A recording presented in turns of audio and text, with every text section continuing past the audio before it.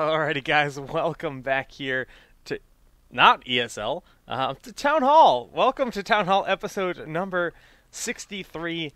I'm Solid Jake, and I'm joined by a wonderful roster of gentle lads to talk about Heroes of the Storm. Let's go down the list, starting with our guest today, Mr. Wade Dreadnought Penfold. Hey guys, what's up? Third time back on the show, actually. This guy right here, sitting behind me, is distracting as hell. I don't really have anything else or cool to say. I'm Dreadnought. Oh, great, Such excellent. Yeah, don't bring up how we qualified for WCA or how we're playing well and stuff. That's what the show's for. That's a talking point later on in the show. Tempo drama already. I love it. Kevo, tell us why you love it and what's new with you. Of course, I love when Zoya gets to fight with somebody else because he's always fighting with me. So now he gets to fight with Dread too. But now, nothing really too crazy going on. I don't even remember what I've been doing this past week. My stomach has been killing me all day, and I literally just can't think. So it's gonna be a great show. It's gonna be a great show. Can't even. I can't even right now. Kubis, Maximus. Been flying on planes and eating awful choices of food and combinations that you wouldn't expect, but always end poorly. And that's it. That's it. I'm proud of you. I'm proud of you. Thanks, Jake. Zoya. For the 45th time this week, Jake is proud. So proud. Zoya, am I proud of you? You should be, man, for a lot of reasons. We'll talk about those later. No, this last 2 weeks, we've been boot camping pretty hard for WCA. We'll talk about it later, but we did end up qualifying for the finals, which guarantees us the first North American LAN as well as potentially either going to China or PAX, which is pretty huge for us. Recently moved into the Tempo Storm house, clearly, which is really cool. And we'll go over later, but today was also just a super busy day in general. But we're going through roster changes right now. We'll talk about the tryouts and how that's going so far later, but things just been really crazy, man. And so was the week. Like, I mean, you saw the games yesterday. If you haven't seen the games, like, we'll get to those.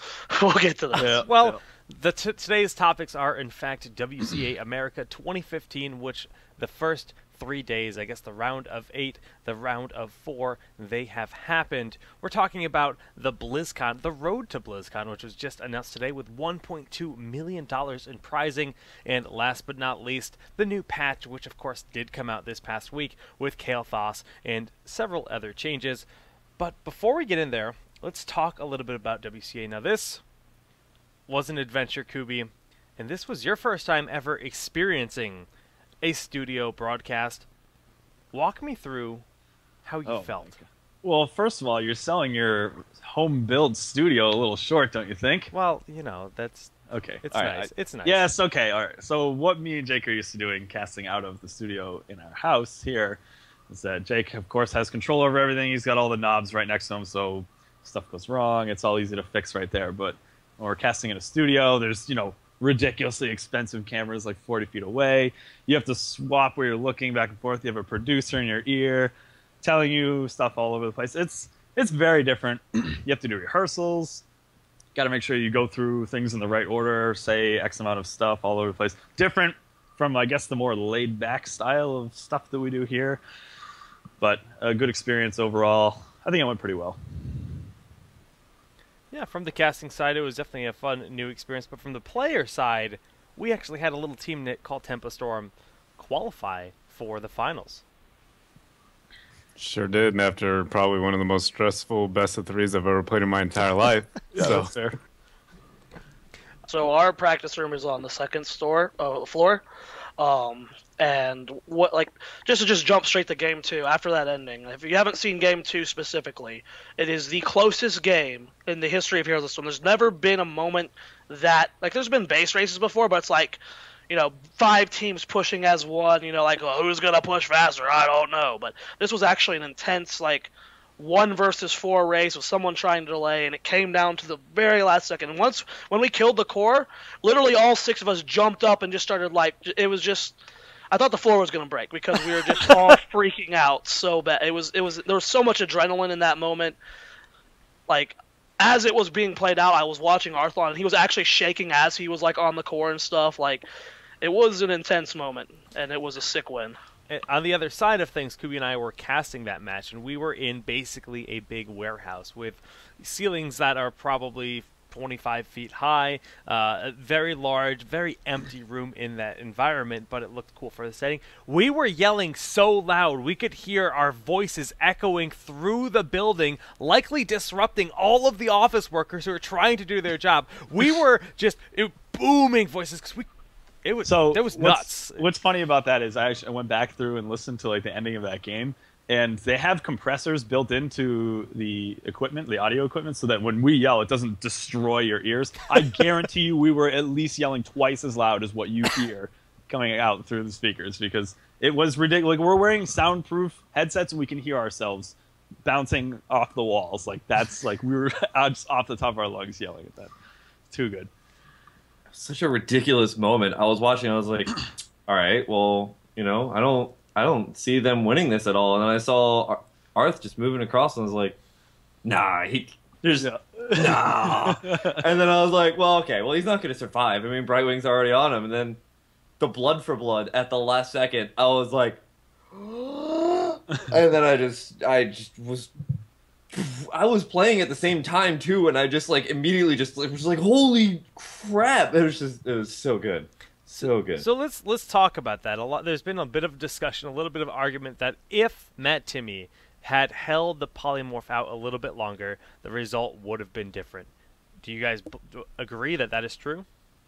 We talked about that in that situation, yeah, but like there's hundreds of that kind of moments in every single game and every single fight. If you would have Uther stunned there at the right time, that fight would have gone differently. If you weren't like slightly out of position in that lane at that time, you wouldn't have been ganked. You can like ask that kind of question a million times. Yeah. And that just happens to be the most highlighted one. Yeah, that one was very specific, and yes, if he would have saved it or had rewind, would have been a different game.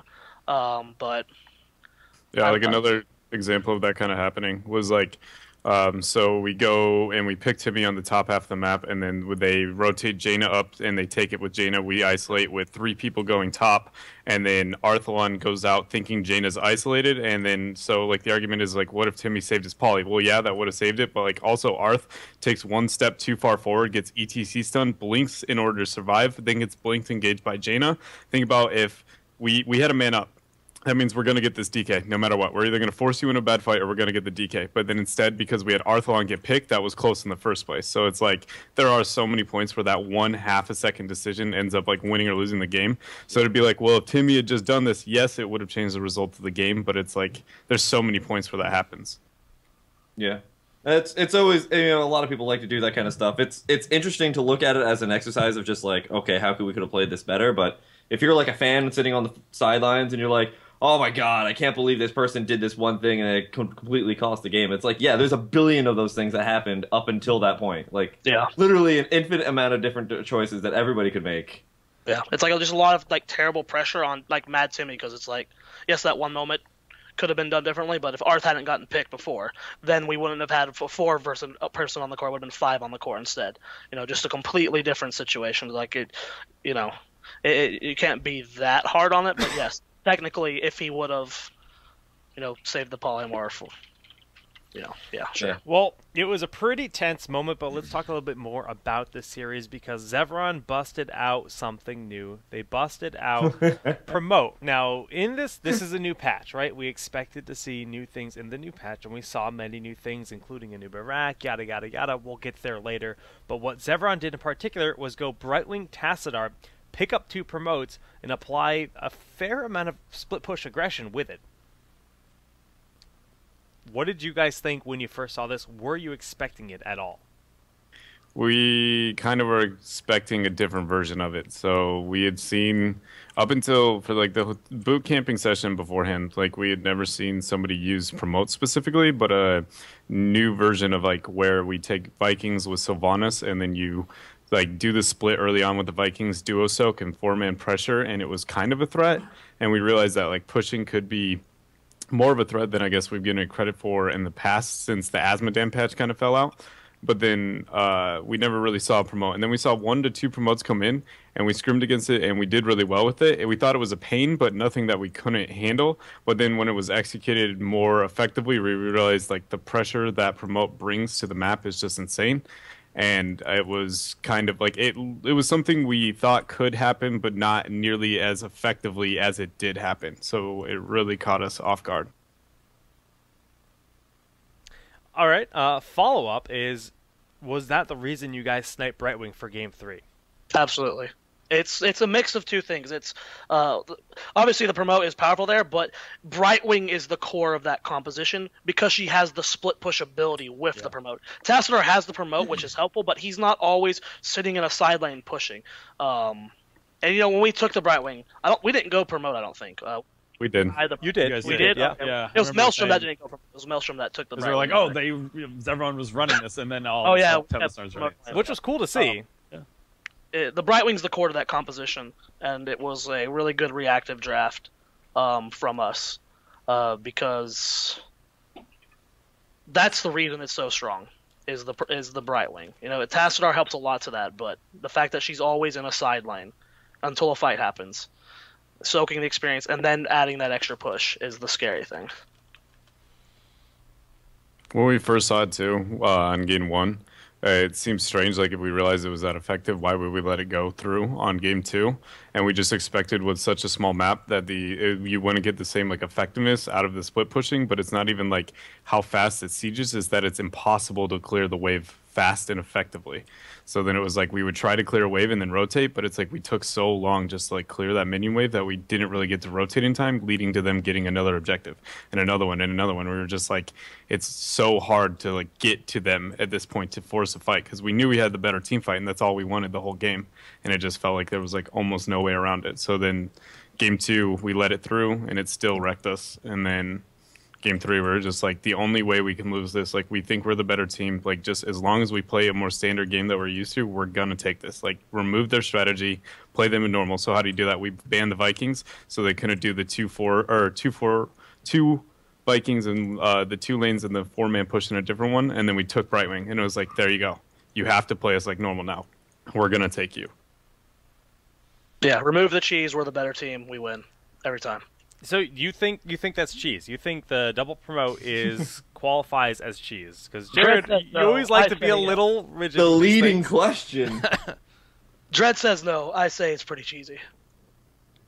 No, it's a strategy, and it's like more than viable. Like cheese is when it's only going to work one time, and if you deny it, then or if it's only going to work one time, and once you know it happens, like what they're going to do, it won't be able to be reproduced. But we knew what they were going to do, and it was able to be reproduced at Game 2. Like cheese is when it's a one thing, nobody's going to expect it, and you pull through with it. They just realized the strategy with the new patch, the day of the patch and the day after, faster than we did, and so it felt like cheese because we didn't have an answer, but it doesn't make it cheese. It just makes it a strategy we were not prepared for. And that's why these patch tournament days like this are so exciting because Kubi and I woke up and we were just like theory crafting, like what the heck might we see today? And I said, I'm like, promote's gonna be picked up. I'm telling you, promote's good. Promote's gonna be good. Kubi's like, nope, not gonna be seen. Yep. I don't think it's enough. That was our reaction too. It just like kind of eye opening for like practice wise next time. Like the most insignificant thing, you read promote goes from 15 to 3, like, maybe there will be something silly you can do, but it won't be competitive viably. That's a 15, it just doesn't, when you read it on paper, it's not impressive, but those games were impressive. It was very scary. Yep. So you have to test everything. Mad props to Zevron because that was insane. Those games were crazy. They're doing really well. Really, really well. Like, not to, take away from old Murloc geniuses, but they kind of weren't really doing too well for a long time. I think after they picked up by Zevron, it's like a completely different team. They flipped the switch. Well, that's always going to take time with this game specific just because of how team-based it is. All 5 of those members are former pros from other teams. They've proven themselves that they're strong players over and over again, but they haven't worked on that team synergy. And they're finally getting that. They took out complexity, which is a big win for a new team. Yeah. They scored themselves $2,000, which, if you look at the history of the alpha, like, even SMG probably made only a little bit more than that. They won everything, you know. So like that is just such a huge win for such a new team. Oh yeah, bringing them $2,000. That's more than first place at Titan Arena. That's more than first place at ESL Majors, correct? I think it is. Yeah, it was. I want to say 1,200. ESL's 4,500, right? 4,200 for the whole 4,200. season. Either Okay, way, yeah, sorry. $2,000 is more than you get for most first places, and that's what they were able to score. So, congrats to them. I mean, seriously, well played, and there is so much potential for that team. It's really quite exciting. Yeah, definitely, I agree. We have to keep our eyes on them. Zevron's a brand new team. You know, as an organization themselves. You know, it's not like with Stellar Lotus. Stellar Lotus was like announced, and it was like, oh, they got Jesse Cox backing them. So you know, there's like a little bit of an already pre-built story. But with Zevron, they're out of nowhere. You know, we don't know who they are. We don't know what sponsor they are. We don't know what their backing is. So, I'm curious to see where Zevron goes, just as that organization, not just the team, but the mystery behind Zevron's pretty cool too. Yeah, if I'm not mistaken, they're Level Up Live people, which is a FGC production group in SoCal. I could be mistaken, but I thought I recalled reading that. Either way, I love what they're doing, and I'm super glad to have the org here in Heroes, because they definitely seem to be supporting that squad quite well. But let's look at the other side of the bracket where we actually had Cloud9 and Tuark. And coming into this, I mean, Tuark is, we talked about this a lot in the cast, the only team that has even taken a game off Maelstrom in the Major League at this point in time. And if we looked at the games on Monday, they were running a warrior-less composition. Very different style that we saw yesterday. Yeah, running the 2 warriors for both the games. I think, did they run a noob game 1? And then... No, Cloud9 Cloud9 had a noob game 1. Oh, that's right. Yeah, They stole yeah. ETC. And, I know we saw ETC Murden. Yeah. ETC Murden was the combination. And didn't seem to pan out for him. If you guys watched the matches, especially game 2, that was... It kind of seemed like he took the wind out of their sails with just how like the early game was going, and it was rough. I mean, that wasn't the Tuark we're used to seeing, honestly. Well, game 2 was. Just game 2, like, that should never happen, like, to a top-tier team. And that, I'm not trying to take away anything from Tuark. I'm trying to, like, hype up Maelstrom. Yeah. They are... when they are Ridiculous. playing on point, they're insane. Like, there were mistakes on Tuark's end clearly that game. They could have played better, and they probably could have drafted better, but Maelstrom made Tuark look like, you know, a mid-low team tier. They you know? did, and Yeah. I think one thing that really shines out of Maelstrom that we don't see as much out of the other teams is their body blocking is disgusting constantly.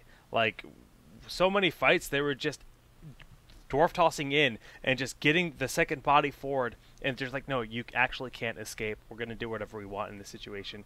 And it looked so broken. Like, it just looked imbalanced.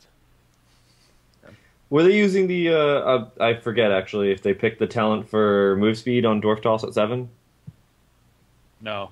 No? Took piercing. I know that they were using that for quite a bit, but I guess they went back to piercing. I want to say piercing was picked up. Okay. Going back to that. Pretty sure you are right. I think I would have noticed that. Yeah. King Caffeine, I know he's been somewhat of a fan of the mobility at level 7, but I think piercing is probably still now better. it's up to 4 seconds, so there could be a place exactly. for it, for sure. Especially if you're going for a reverb type Oh build. man, I want to go in on Muradin when we get to the patch, but we'll wait for that later on. Were any of the round of 8 games worth mentioning? I don't think so. The closest one that we saw was for sure Zevron Complexity. Versus Complexity. Yeah, that was really It was close. a good series. Tuark and- versus Vortex was pretty good. I mean, it was still a 2-0. So Tuark looked so refined in those games, though. It's not like it's not like Vortex looked bad. Tuark just played really fucking well. Illidan Kerrigan game 1, and I know I only slept for 2 hours today. I am a little bit. Is that his first F-bomb? Is that the first one for Jake? I think there was at least one during Christmas episode. Oh yeah, Christmas doesn't count. Carry on. I'm tired. All right, let's talk about video games. I'm passionate about this stuff. All right. So seriously, they looked super good in the round of 8, and that was a really cool style out of Tuark. But yeah, I think that was worth highlighting, the fact that they did a warrior list composition on Monday's games. The chat. I've been seeing those. I've been seeing those since the Kael'thas patch, but I maybe I missed those games on Monday. Yeah, I think I was away on Monday. No passion. What were they rolling with if they didn't have a warrior? I would assume an Uther composition? In one of the games, I believe so. But the Kerrigan game, they just had Brightwing. It was Brightwing, Illidan, Kerrigan game 1, and Kerrigan I'm curious game 2. I'm curious what like an Uther composition is. Well, I mean, like with an Uther as like because he's a little bit tankier, so I would assume. You mean like an Uther tank composition? Yeah, that's what I meant. Okay, I was confused because a lot of compositions run Uther. I was like, sorry, I meant like with like Uther as their off tank. Anyway. Okay. No, on game 2, they ran Kerrigan with Brightwing, if I'm not mistaken. Definitely not Uther tank, and they made it look good.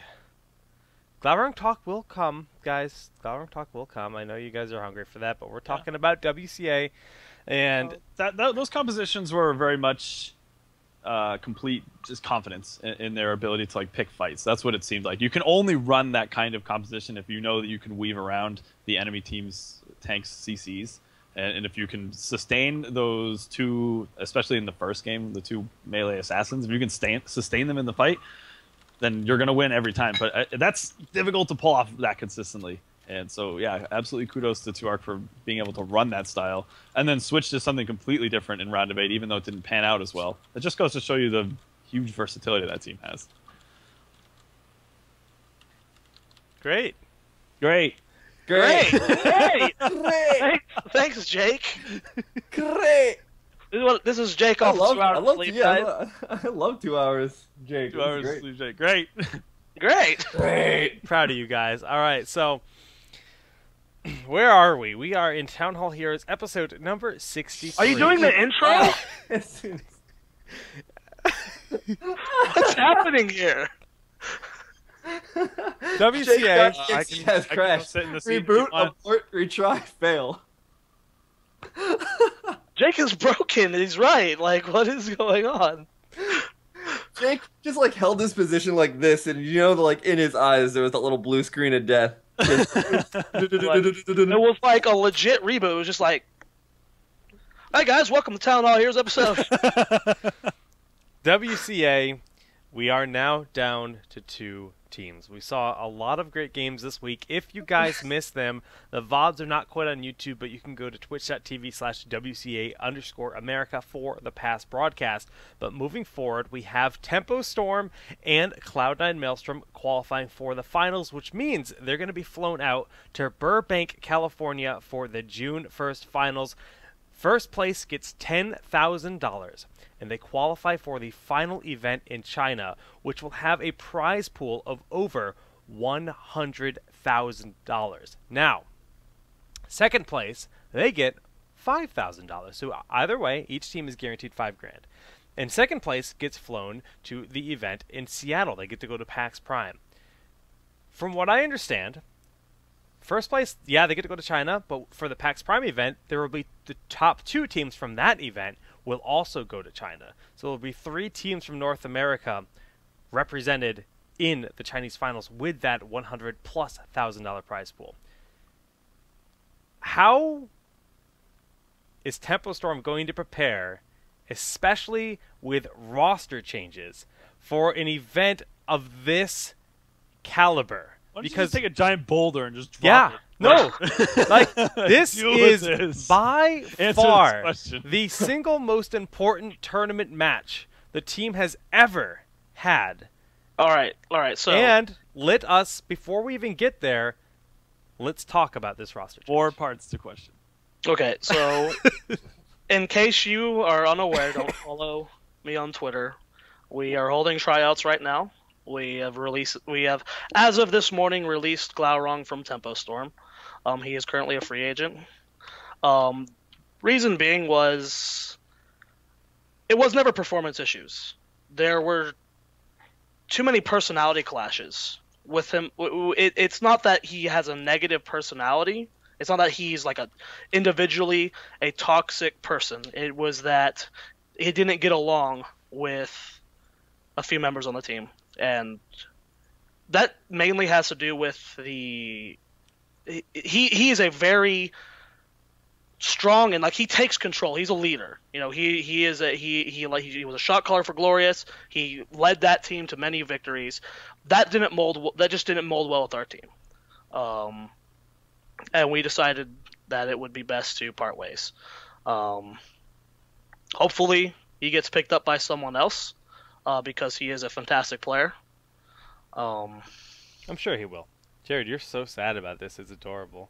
Dude, Actually, I loved watching Jared go into PR mode. That was full PR, and I'm so proud of him. Full PR mode. I mean, he had to stop it's true. a couple times from saying something right? he didn't want to. Okay, I like it. Well, I mean, if you know Jared for as long as I have, going from the Playhem days where in the middle of casting he would just start calling things butthole and all that, just watching Jared go into PR mode is just such an interesting development.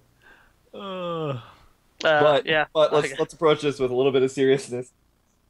Yeah, it's just the best decision for our team, and probably long term the best decision for Glau, because I think he will he thrives and he plays at his best when he is in that mode where he is just in full control. His shot calling is very micromanaging, and it's not necessarily a bad thing, but it just wasn't the right fit for our players.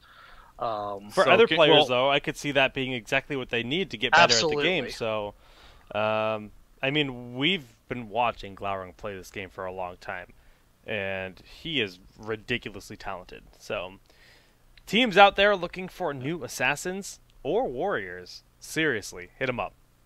All right, can you elaborate a little bit more on this micromanaging style? So if he says, I'm going to stage dive into this point, 2 ranged assassins, flank from left, right side at this point, support, follow this person into the fight, and that's how we're going to do it, and he just tells everyone what to do? Okay. It was more of go here, soak 3 minions, you go do giants. It was just constant, and it got to the point where it would put a few of the players into a zombie-like mode, where they're just only listening for what Glau says for them to do. Just because it's just that strong of he's that strong of a personality, he just takes full control, and it makes you robotic. Yeah, it just made us robotic. Interesting. Okay. Dread. Yeah, Dread. Yeah. Be quiet over there, buddy. I agree 100% that is the best. God, no. You can't say that on this show. Okay. For anyone that doesn't get that reference, I used to say I agree 100% to every freaking thing my co-caster would say in the cast. And continue. It is the right decision overall for both parties, I think. Like Zoya said, I 100% agree.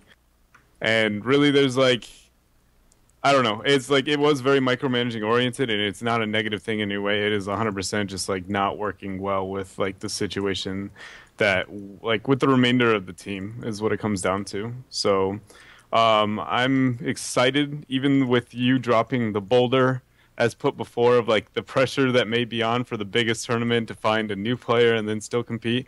I am very much confident that you will see the best form of Tempo Storm at that tournament that you've seen since we became Tempo Storm. I agree. I like it. And you brought this up specifically, Jake, that this is the biggest tournament to date, most important one, and we're doing this now. Well, this tournament, Jake, has a safety net. If worse comes to worse and we are just not ready, we get a guaranteed flight to PAX Prime to play there. Jared just wants to go to Seattle. Wow. That's Okay. The only reason Tempo throwing? Is that? No. We're not throwing. Throwing? Get second. That's what that sounds like to me. Change. You shouldn't even be talking about a safety net right now. You should be going for the gold. No, we're winning. We're winning. Based off. No, you don't. But there's that safety net. Just Get in rid case. of the safety net. Just in case. No, Get rid of the safety net. Jake brought up an irrelevant point. This event's not too scary because we're gonna win either way. We're doing tryouts right now. If you didn't see the tweet, you can go look at my Twitter. if you're interested in potentially trying out for Tempo Storm. We received an overwhelming amount of applications, from every shitty bronze leaguer to some actual good players. So On the books. You guys are out. Jeez. All right, so chat has a good question. Okay. If you guys do commit to a player, how long of a time period will it take to fully commit them as a permanent member? And if so, what's the next time frame in which they will be brought into the team house? Team house and official signing with Tempo Storm, nothing will unless it's like, whoa, this guy's amazing. Nothing will happen pre-WCA finals. I love like the 6D vision with Dreadnought. We get like we got the Jared back there. That is something else. All right. Kubi, we should do that. No, we're not doing that. Vetoed. I'm not moving my desk into the living room. Okay. All All right. right. I kind of want to talk about. Wait, did you want to say something, Jared? No. I just want to apologize to somebody in chat. That's something I do a lot that I was laughing at earlier. If you saw me busting, talking about how I play and like when I'm in solo queue or like in normal and I'm like testing something out and I like stay top lane the whole game just to be testing out this one thing. And then if somebody complains, I just say, sorry, I'm new. And, and he called me out in chat for doing. I'm sorry. Yo, that's beautiful. Because like they just complain and I just figure there's no way to be like, I'm sorry, I just really need to figure this out. So then I just go like, I'm new, and I just like stay there with Raynor like farming season markman all game or something, trying to like test out a new strat. Hey. Confirming new Taylor strats. Eater, get the poster. Taylor, they want to see the poster. The poster. Taylor. There he goes. Look at this poster we got. Not that one. Taylor Eater, 2013. Not that one, For Taylor. the audio only, Taylor is currently holding up a poster of himself. Oh God, no. I guess that's a poster from his league days. I guess. That's especially funny Yes. because this is what we were shown in the pre-show, so we were absolutely expecting to Back see it up. this, Back it up. and then he just busts out this random other poster of him. Not at all what we were And now it's a Saiyan Pride poster of Vegeta. Oh, beautiful, That is- beautiful. Tempo Storehouse, man. All right, Don't so- ever want to leave. Question: where can I buy the Taylor Eater poster? Where can they buy the Taylor Eater poster? It's going on sale on June 11th. June 11th. He'll sell it. Okay. Mark your Mark calendars, your boys. Jinx! Yes! Great. I got a Jinx over Skype. Anyway. I want to talk quickly about the process of Tryout so far, just because it's been Great. really cool. Yeah, go ahead. I made a tweet out, posted in the competitive chat in the free agent chat. Tempo Storm is recruiting potentially for any role. Send me an email or message me on Skype. There's actually an overwhelming amount of people, like at least 50, that messaged me on Skype and emails total. But the process of actually when we we know this guy, we're actually, because of how bad the in-game ladder system is, we are using, for unknown players, we do look at their hot logs, hot dogs, and going through the interview process has actually been really cool, because this is going to come off as obvious to certain people, but just talking to them for 20 to 30 minutes, it helps so much. Not even worrying about mechanics or anything. Just having a conversation with these people has either moved someone up on our list or completely removed them from the list. And that was a really cool thing to experience today. We did the interviews as a team, the other 4 players and myself, and That's cool. it was just actually a really cool experience to go through. We're going to be holding tryouts for the next week or so, and narrow down our options, but it was a really cool process. Jared Dredd, what is the minimum cutoff for hot dogs? If you're Give not, it to me. Asking the tough questions. Let's go. you gotta be at least top 100, I guess. I don't know. What do you I mean you would don't say- know? You I mean would say- cutoffs? Yeah, we very few people have come like out like and asked to try out from like complete out of nowhere. Like nobody has been like, wow, I've never heard of this name before ever. So the few that do are probably gonna have to be like top 100 hot dogs. Okay. Which there were a few of those that we will be potentially interviewing and stuff. Okay. Which is like, you know, we're not like in League of Legends you have the challenger, you know, ladder. Right. Where you can like, well, this guy is, you know, top 5. Let's, you know, he's not playing for the team. Let's, you know, give him a shot. You know, we don't. It's harder to do that option, but you know, it's also exciting to like, you know what? Maybe this guy could be the like his the next option. You know, like maybe this guy could be the next, you know, King Caffeine. You know, just the best warrior and just dethrone that scrub. You know, so. Okay. Another thing too that people were asking about in chat that's like with the changes too is like they were asking who's shot calling, and then like I'm going back to shot calling, and when you were talking about it earlier with like the shot calling difference and like how is it like the micromanagement and stuff. One thing I noticed in your cast for game 2 when we went for the sidewall, we took the fort, took the side fort, took the keep, and you said that's like the tempo storm we know and love. Like that's like one visible thing you could see the difference like between the shot calling styles. That's symbiote. That's symbiote. For the first time again. Did you get all giddy when we said that? We were like, I did a little bit. I was like, like how much like my version of shot calling, like I guess how visible it is when you wouldn't think that it was that That was notable. immediately the feeling I felt though when I saw that play. I was like, whoa. Like it just like jumped out at me. I was like, oh, okay, this is not. I'm not used to seeing this. But I mean, we had seen that a while back. Yeah. However, seeing the wipe at the core, I was like, that's not the tempo storm that we know. we don't know that tempo. I was like, because you know, when you said that, I was like, you're right. That's a tempo move. And then they wiped at the core. I was like, that's not tempo. Miscalculated. I can't do perfect calculations first time back. Okay, cut me some slack. Yeah, he's actually only been shot calling for what, 5 days now? Yeah, it's about 5 days. Very recent change. Okay, on that specific point though, I guess things could potentially shift around role-wise, but if things remain the same and you're just looking to fill warrior, are you going to remain in? So like that's always been a kind of a weird point where like a support is making the shot call, and can you talk to that a little bit? Well, that's how it is for Maelstrom. Isn't in League shot callers are often the support too? Okay. Yeah, and League I think has a little different reasoning behind it though. It's not so much that they like supports because they help or like have an advantage or anything. I think it's in League because they have the least like lane, like needing to concentrate on CS and things like that. They're looking at the map far more, so their shot calling is more common. Okay. But we are gonna keep my position the same unless we see with this like a large reason to make me go back to tank. For like when we pick up the player. That's why we like when we ask for like the applications and who wants to try out, we're willing to actually do any role because we think that we have players who are like adaptable enough to be able to like fill like if you're really as good at like that one role, we can work around you. So we're gonna keep it to where we think right now. Ideally, I'm probably gonna still be on support and I'll still be shot calling from it.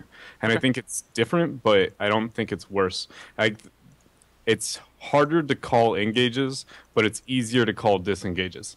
Is the largest difference I've noticed. That's a good way to look at it. That's cool. I hadn't thought about that. Interesting. Because like I can't force that fight on boss, but I can tell you when it's a bad call to go to fight at boss because like I know my cooldowns and I see our positioning and I see our health bar. Like I know when there's like we can't go forward at all anymore, so it's a lot easier to be like back out. This is a bad idea. Yeah. Very cool. Great. Very cool. So I'm definitely excited to see what Great. Yeah, definitely excited to see where you guys end up.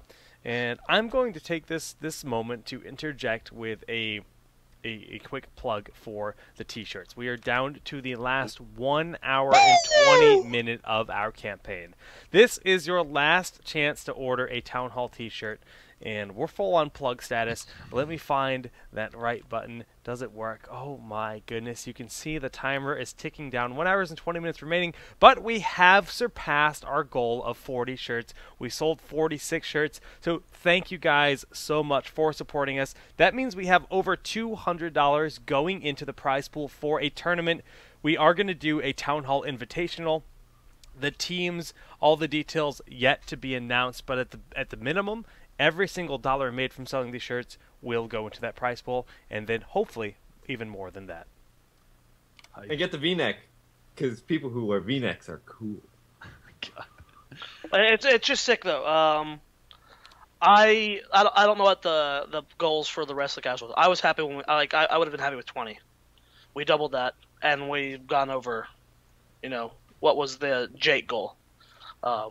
It's sick, because there's you don't have to buy something to support the show or anything. You support it by watching, but it's cool to just see how many people were willing to buy the shirt, and it's $20. So, that's for when it comes to shirts. It's kind of on the I go to expensive places.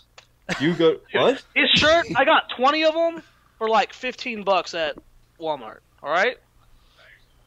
I legit just bought mine, right there. Jared, you and I live very different lives. Zoloff life. Man, what are you talking about? All right, boys. You know how much Taco Bell you can get with $20? Digging that 2 meals worth. Woo! 2 meals worth. Let's transition. Hold on, can I do one quick shout out? Yes. This shout out is to @Ali SC2. Oh, The god, Oh, yeah. the legend himself, was able to work tirelessly to correct the observer interface that we all know and love that we get to see. It provides so much information during the cast. And if you guys watched the second day, we got the information to you guys, the critical stuff, but there was obviously talents and stuff that we missed all over the place because it stinks having to pull up that gigantic talent window when there's stuff going on all the time. And but we got it. He got it fixed for day 3. A really quick fix, and the thing was really messed up by this patch, and he worked a lot to get it fixed. So please donate to this man. Follow him on Twitter. This guy is awesome. all right. Let me see if I can find. Yes, I asked him for his PayPal. So if you are feeling so generous, we can see his beer money goes to c.ahlers@gmx.net. That is his PayPal account. I'll be sending him $20 just for his Save support. esports, this man.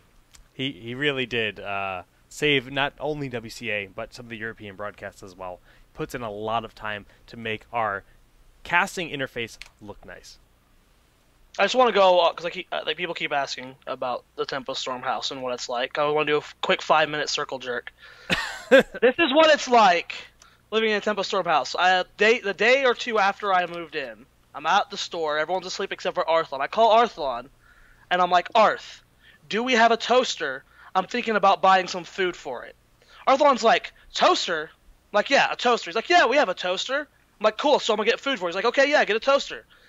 Buy some Eggos, get some things for it, go home. I'm like, Arthlon, where's the toasters at? He's like, toaster? We don't have a toaster. What do you mean we don't have a toaster? You said we had a toaster. He said, toaster? I thought you said poster. I have posters in my room. My God. What? That is the day-to-day life in the Tempo Storm. Something ridiculous like that has happened every single day. Everything in writing. Then that's the solution. Everything must be in writing. Wait, hold on. Dredd's been here longer, so he knows that the Tempo Storm house curse is real. Has there been a challenge to the mini golf course yet? No, we do have a. Oh wait, it's underwater. That's why. Exactly. How much has Tempo had to spend on scuba gear to get out of the house? Rip. It's a struggle too because I actually golf left-handed, so we don't have a putt. We only have a right-handed putter, so I would get wrecked in that competition. But if I had to put money on it, I think Soldier would come out on top. I think he's like a secret baby Tiger Woods. Nobody knows it yet though. I just thought you could just say Baby Tiger, and I was really excited. Shout outs to the 3 nerds that bought shirts. Thank you so much. Be sure to tweet at me if you did buy a shirt, because I will give you a personal shout out. But let us continue forward and talk quickly about the patch. We usually try to do a full run through. Don't know if we have the time to do that, but we can go through. I have one more plug. Can I go? Yes. Awesome. I have to say we got confirmation while we were at WCA. Now, of course, we mentioned a bunch of times that there were many games that were run as a part of WCA. Crossfire, Dota 2, I know what you're doing. Hearthstone, and of course, so the Storm. there was unanimous feedback from all the people, and they worked on the production for all of those games, that the Heroes of the Storm community is the most active and the most awesome. On social. Hands down. On social. On social On media. social? Just, like, Oh, yeah, feedback and just the chat and how positive the community is all over the place. So kudos to you guys for watching and responding to all of that, because I was like, Does Twitch chat count as I was like, social media? really? Like, Yeah, it does. that warms my heart to hear that, because That's this is pretty awesome. the community. Twitch we've all- chat does? Yeah. So Twitch This chat was- counts as social media? well, no, watched it. but like they said, the Twitch chat was like super active and like super positive.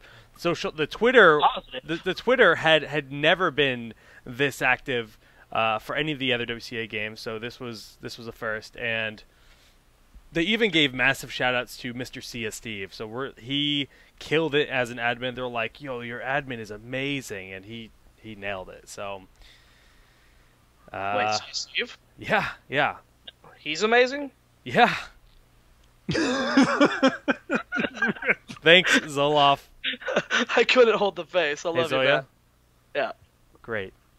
Great. Great. Great. But yes, so Matt, you guys can Matt, take solace in that. Kubi, Good community. Great community. Hi. Kubi, you know what I need. Or stop. Kubi, you know what I need. What do you need? We're doing patch notes. We're doing patch notes, Kubi. You know what I need. That was Kubi doing a caw. They can hear a different... No one. No, they can't hear it. All right. Performance stuff, good, great, grand. Kael'thas, Kael'thas, whatever you want to call them. You can't call him Kael'thas. That's quite a bit. Kate, of a KT different person. Rolster. KT Rolster. What else? Flash my What boy. else can I call him? He's a pretty cool guy. Dred got trolled the other day. Someone said Kael'thas transforms into Kael'thas in lore, and Dred was like, "Oh, that sounds cool." Someone No. probably could have tricked me the same way. I like legit don't keep track of lore like in any game that I play at all. I only play them like for the competitive side. So then somebody was just like, "Oh yeah, did you know this?" And I was like, "I didn't. That's kind of cool." And then I got treated like I was the worst nerd to ever be a nerd ever. I was like, "What?" Like, See, Yeah. there's a lot in the background. You are the worst nerd to ever Oh, that be a is- nerd. No, that's great. Let's I like let's talk about Kael'thas. Now, he's a ranged assassin. His difficulty is listed as easy. That's all irrelevant to how he actually plays out. We know how his kit works. He's got the flame strike. He's also talking, so I'm going to shut him up. We've got the gravity lapse, and we've got living bomb, Phoenix, pyro, and then of course Verdant Sphere is what makes him interesting. Dread. I've heard you've been theory crafting with him. Is this build, the gravity lapse build, a reality? it depends how many talents you take and which ones you take. I would say the 1 and 7 definitely have an opportunity to be the most effective, but the later ones, which I think are like 13 and 16, are when it starts getting kind of... No, not 13. It's, well, the later talents. There you go, 16. I don't think those ones actually have... well, they might have a spot, but just like not mass E-ing and like only specking into your E. Jared, you're shaking your head. You're shaking your head. How should Kael'thas be built, or is he a waste of time? He's definitely not a waste of time. He has potential to be one of the best heroes in the game. We have yet to see him competitively played, but he feels really strong. His damage is kind of insane, and his heroic has a 40-second cooldown. Like a 40-second cooldown. Like That's what a is haymaker. That is the Hashtag infinity. production. Jake. You okay? Did he shut down? Oh, again? that is It's the wrong. I can go check on him. You That guys. is the That wrong Are you button. alive? That's not right. I think there are two builds that stand out to me: the flame strike builds with range and the bomb builds. So- I don't know which one will be better yet, but What do you get level 1 with the flame strike build? that's not level 1. Convection? There you Well, go. hold on. First of all, he has 3 abilities. You're probably going to build him one of 3 ways, right? Not really. Not true. Not I true. think a lot of people had like a false sense they're like you either spec all into your W, all into your Q, or all into your E. Okay. And I honestly think probably the best build is to go like a trifecta. I think almost every Yeah, one of his skills kit should is be spec'd ridiculous. into. Okay. All right, so just quick tidbits. Mana Addict plus... where the hell is that? Shield. Arcane 60. Barrier. What do you think about that? You're dumb. Okay. Cool Good. concept, but you're sacrificing way too good of things on the other half to actually make it justified. So I've I've only been playing him pretty casually, nothing serious, but the best build I've found so far, level 1 doesn't seem to actually affect it too much. It comes down to style, from what I can tell. Sometimes I go Mana Addict just to have additional mana. Convection, what do you guys think on this tier? Everything but Mana Addict. Damn. You're spoiled again. Okay. Yeah. If I used to be on the Mana Addict train, but I'm off of it. I like Convection It's- a lot. But I think if you're ganking, I would say Convection is actually really good. Like, it helps your early game a lot. It's kind of like taking the Cloak Snipe from Nova type thing. Like, if you're, like, it's going to be, like, just helping you get your ganks off a lot better if you're a part of a roam squad. But I think if you're not going to be doing that, you're going to be laning mainly, and you're going to be team fighting. I actually prefer either the E or the heal. okay. Wow, so you think the heal is significant enough, even because it's an 8-second cooldown, it does add up enough? 6-second cooldown. 6 And wow, yeah, 6 I think okay. it's enough. Okay, great. Yeah, it's the frequency that you can use the heal. If you use it just once, it's like that really didn't do anything. But what it does is, in a single fight, that heal won't do too much. You know, it starts healing for 100 to like 150 later game, but it allows your sustain and lane to just skyrocket because your trait does Sure. not cost mana. You know, you can spam it and you're constantly healing yourself. So that's where it potentially has power. All right, so going to 4, Gathering Power seems like a no-brainer unless you're doing something within Venom for early game. Yeah, I don't think there's really much competition. Like, Gathering Power is, like, unless there's a really unique strategy where you need the early game out of him, I would definitely take that. Okay. The best way I've seen it explained is Jaina, if you had the option to go Gathering Power on her, would you still take in Venom? Yeah, fact. It's just the Gathering Power is so strong, man. It is. It's a great talent. When it comes to level 7, very interesting that it's an assassin with clairvoyance. I thought that was pretty cool. I think he might be the first assassin to get clairvoyance, if I'm not mistaken. But Fission Bomb, go to no matter what, or if you're running the E build, that's when you're going to get Trioptimal. Well, Verdant's, like, so that helps, like, think about your level 1 talent choices right now. Like, when you're thinking about Trioptimal Yeah. versus the Fission Bomb, so now you can get the CDR, which then makes your passive then go on a shorter cooldown faster, which means you're getting more procs out of the heal. Not only that, but more empowered spells in a team fight if you land the E, which is why I kind of like that one. But the damage from the top one, yeah, the Fission Bomb mixed with the 13 and 16 talents Yeah. is when it's like, I don't know if I can sacrifice this. That's why, build. like, I haven't done enough to say, like, I think one's better than the other, but that's where I was saying that I think E actually has a possible spot. I mean, what you just mentioned, mixed with 13, 16, Fission Bomb, paired with, I assume you mean Flamethrower, and then Ignite. Is that what you're talking about? The No, increased 13. range? 13 is spreading. Oh, you go with chain the bomb spread. spreads. Chain Bomb. Yeah, Chain bomb and then works you- backdraft. I mean, did you, we haven't seen it. Kenma tweeted out a video of Zuna I have not seen doing it. the Chain Bomb build, and the damage is kind of absurd. I haven't tried it at all yet. That's very cool. Wait, is it backdraft or ignite that you pick up at 16? I don't have an answer for that one, actually. I'm still kind of torn on that one. Me too. I went back and forth on like 2 different games, and I kind of felt like both of them were really nice. Backdraft was really good. I would say I'd probably take Ignite most of the time, unless I Great. feel like I need the utility for my team in some way. Okay. So we talked about 40-second cooldown here for Phoenix, but Pyroblast is the single largest damage for one ability, but it has that massive windup. Do you guys think too hard to use effectively? Go with Phoenix. The composition makes sense. Go with Pyro. What's the deal with it? If, like, Bloodlust makes you cast Pyroblast faster, maybe, but no.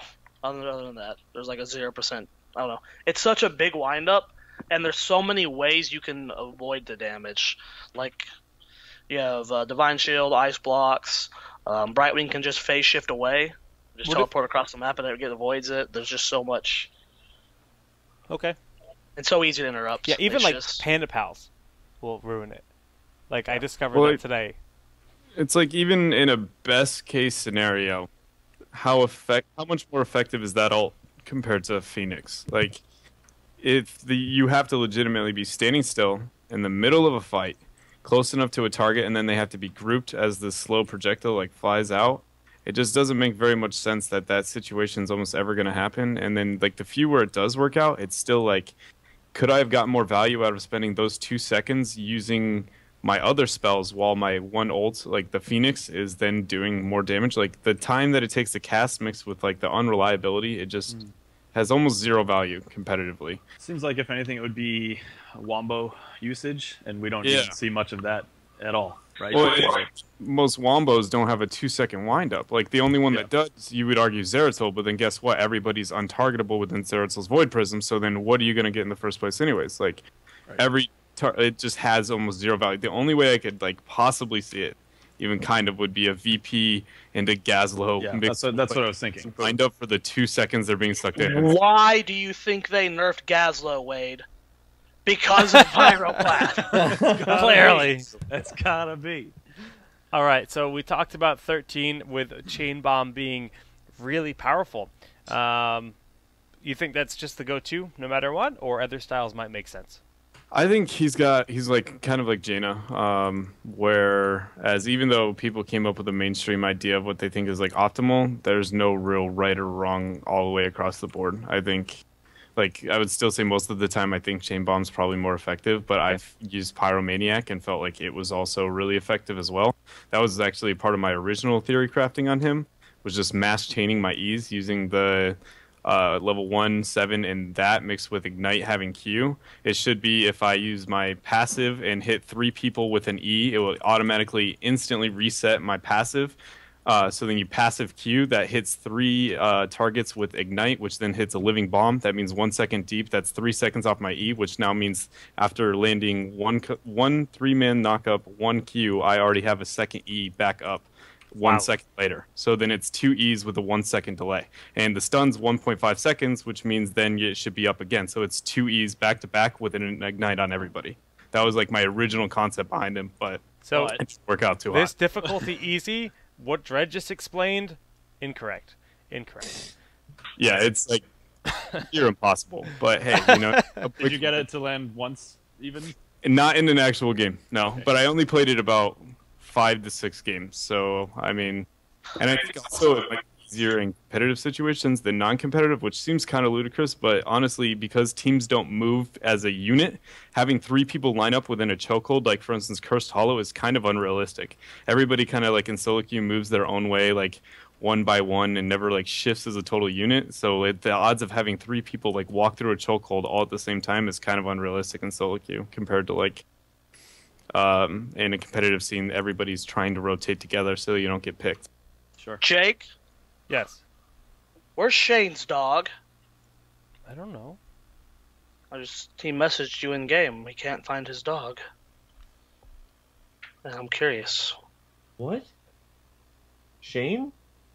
You don't see that, right? You guys see that? I did just see that. Okay, I'm trying to host the show, not talk about dogs. I hope you find your dog, Shane Gucher. All right, level 20, Arcane Power. What do you think? We don't see it. The only 2 heroes in the game that have it is Jaina and Kael'thas. Now, Jaina, it's not common at all. She will typically get Bolt of the Storm. On KT, have you played around with it? Do you lean to Bolt? What's the verdict? I haven't played around with it, but I see almost no reason to go anything but Bolt. I guess maybe the movement, but Arcane Power, no, sir. Okay. Maybe the Rebirth might have a chance, but definitely I think Bolt is just too strong. It gives you way too much utility that can be used offensively, like, and defensively too effectively for it to like almost ever not be taken. Now, this might just be because I'm not playing in the pro meta, but I would like you guys to try this out for me, just because I've had ridiculous amounts of success with this. What I've been doing for my build, really quick, is I do get Flamethrower, I do get Ignite, I do get the Fission Bomb, and I get Arcane Power. And when you pop Arcane Power, you hit D for your Verdant Spheres, and you use that Flame Strike from God knows how far away and hit 3 to 4 people with it. It's like having a Shock and Awe. Like, every minute. Like, every minute you have this ridiculous Shock and Awe that can hit like 3 to 4 people and do stupid amounts of damage. You go first. I was going to be a smart ass. Just go.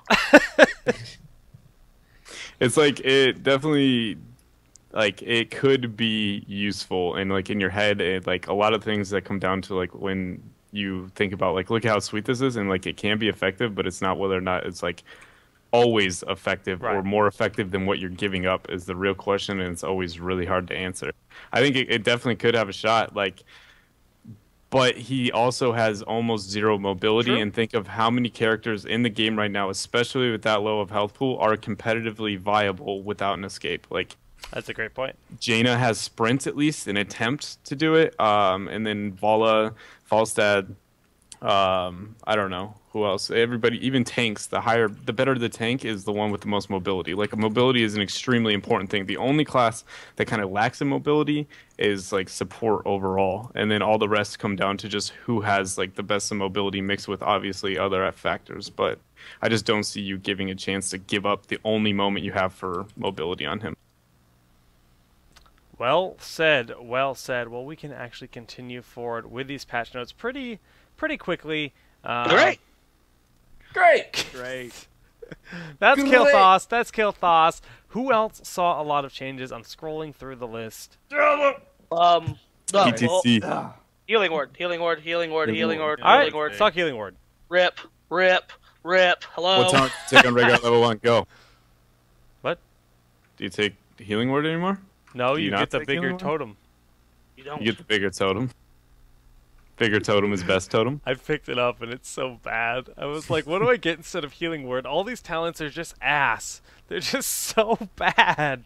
Someone did the math at the competitive chat that Vala's scaling damage on multi-shot is always, if they're the same level as the other team, it's always higher than the scaling health of Healing Ward. Multi-shot will always one-shot Healing Ward. That one spell. Rip.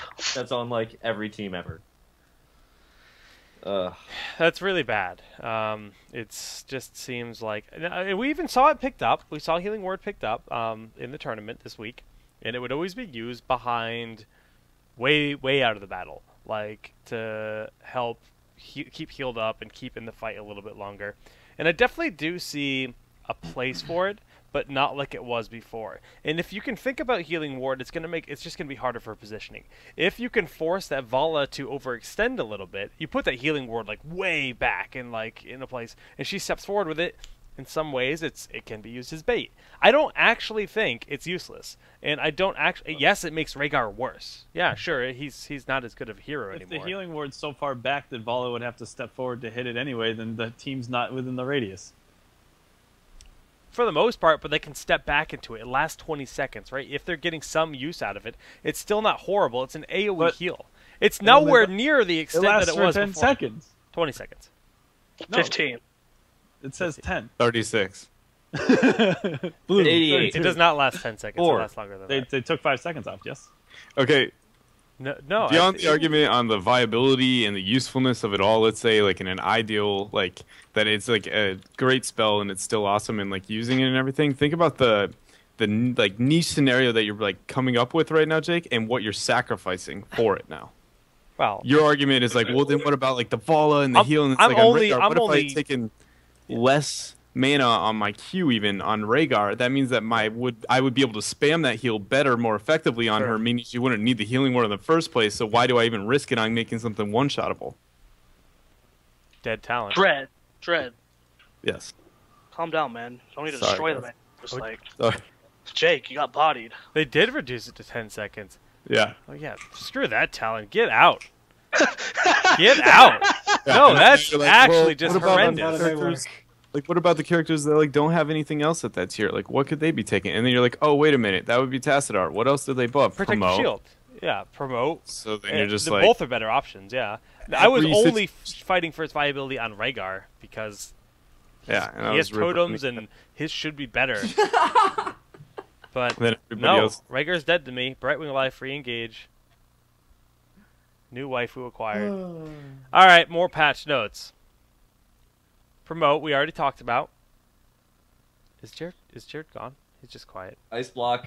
Yeah, I Ice gotta block be a now able to be canceled. Yeah, that's nice. Thank you. All right. That's just like that's hype. That's hype as hell. That is, yeah, it's not ice. Yeah, I was going to say, it's hype as hell. It's so nice. I've already heard Dread rant like 8 times about how awesome this is. Dread got like, Go ahead.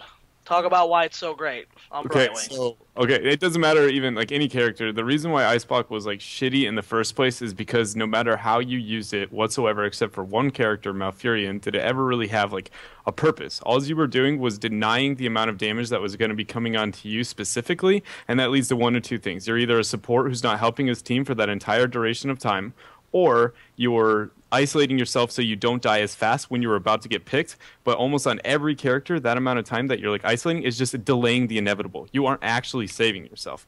So what Ice Block, by being able to be reactivatable and like stopping it, is now when that damage is going to be coming in, you stop it, but then you can cancel and get back to healing. So you just denied like the big ass cooldown they're about to burn on you, and then you're back to doing your healing. You're not spending the whole time sitting there while your team is dying. True. So it doesn't.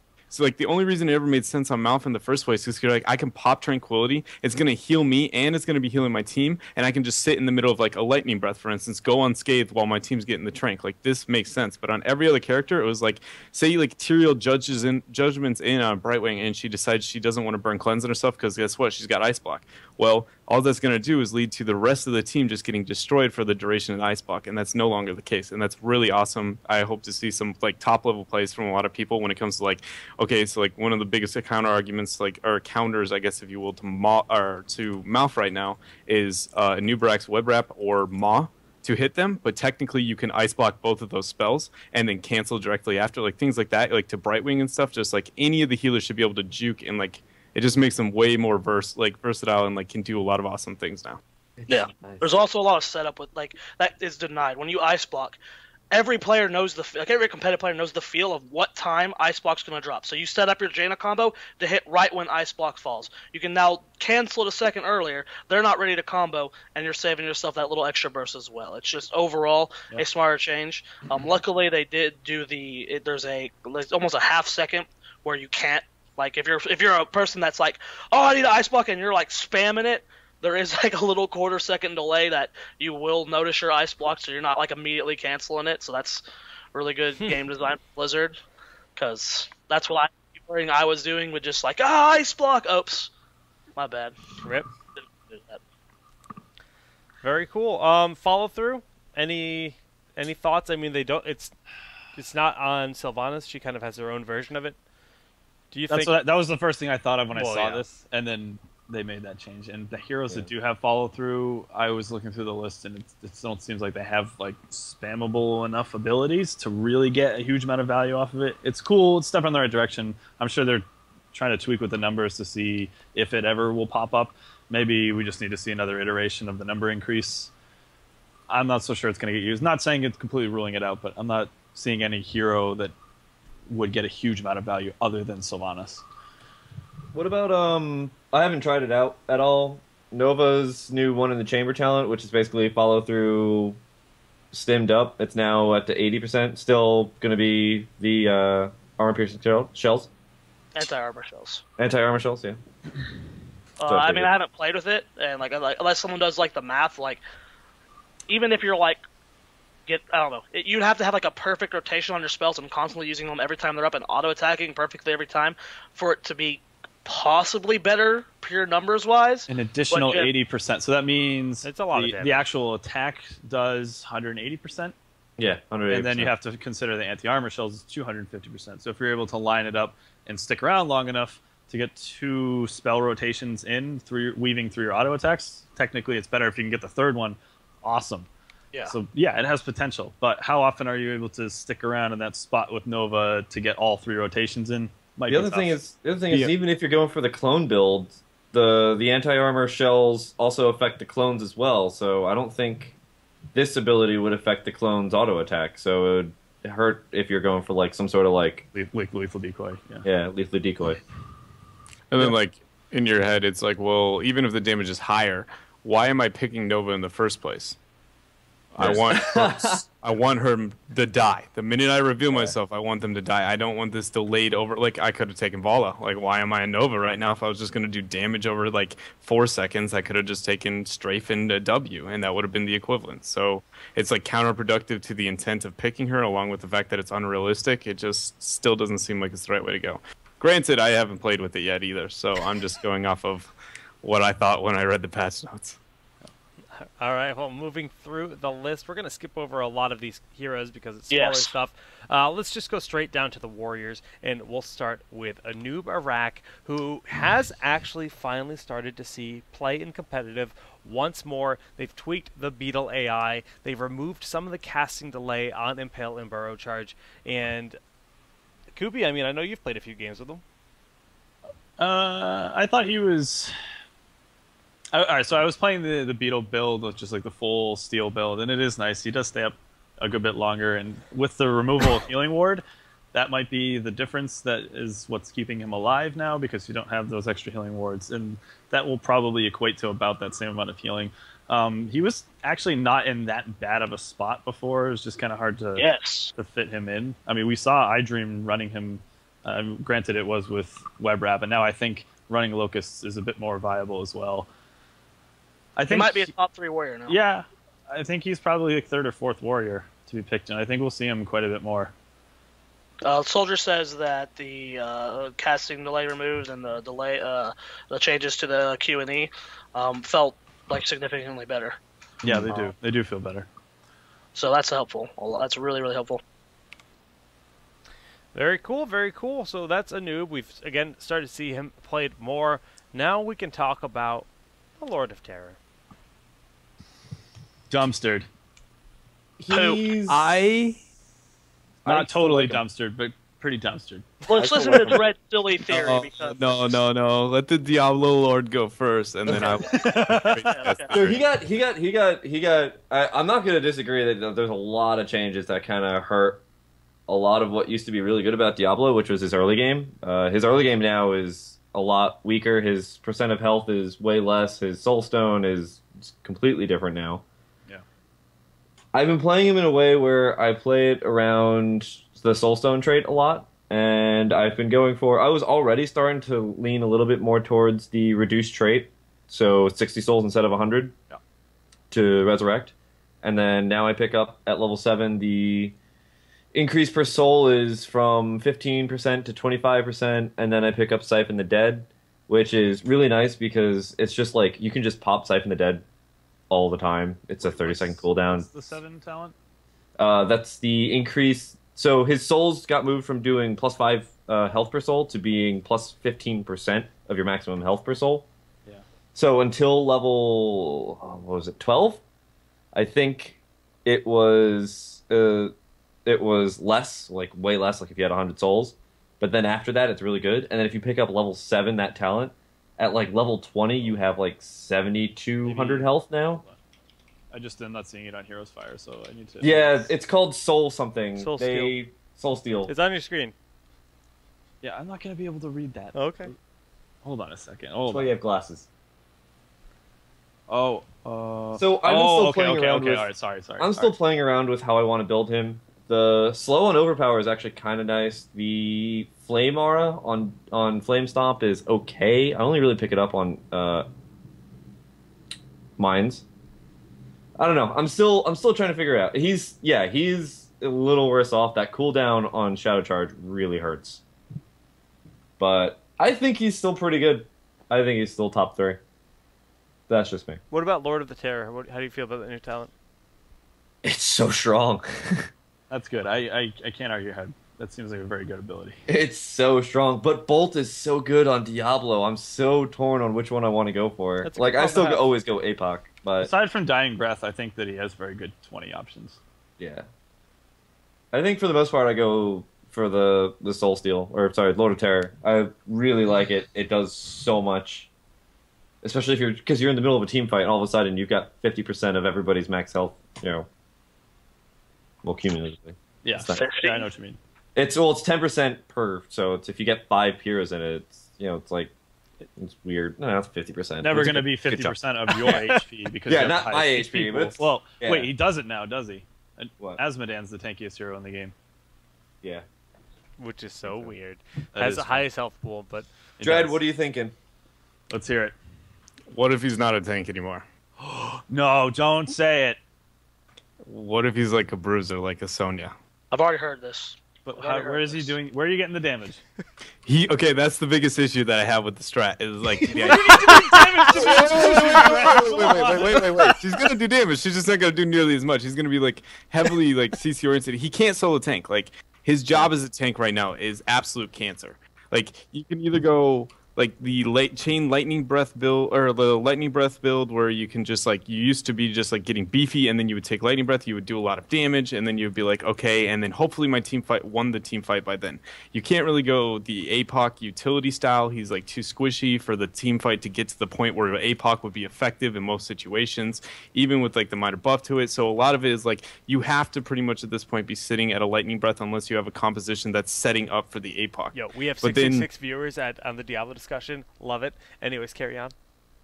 The issue, I think, with him right now, at least from what I saw, is a lot of the place where you can get your damage, you also are losing utility. I think he needs, like the slow on his E, makes him a body blocking god. He's like the inverse of what Tyrael used to be back in the Kael'thas side days, and still is, I guess, today. But that was when I played him back then. Is like he was one of the best gankers in the game, and you were always sitting there like, why is Tyrael so good at ganking?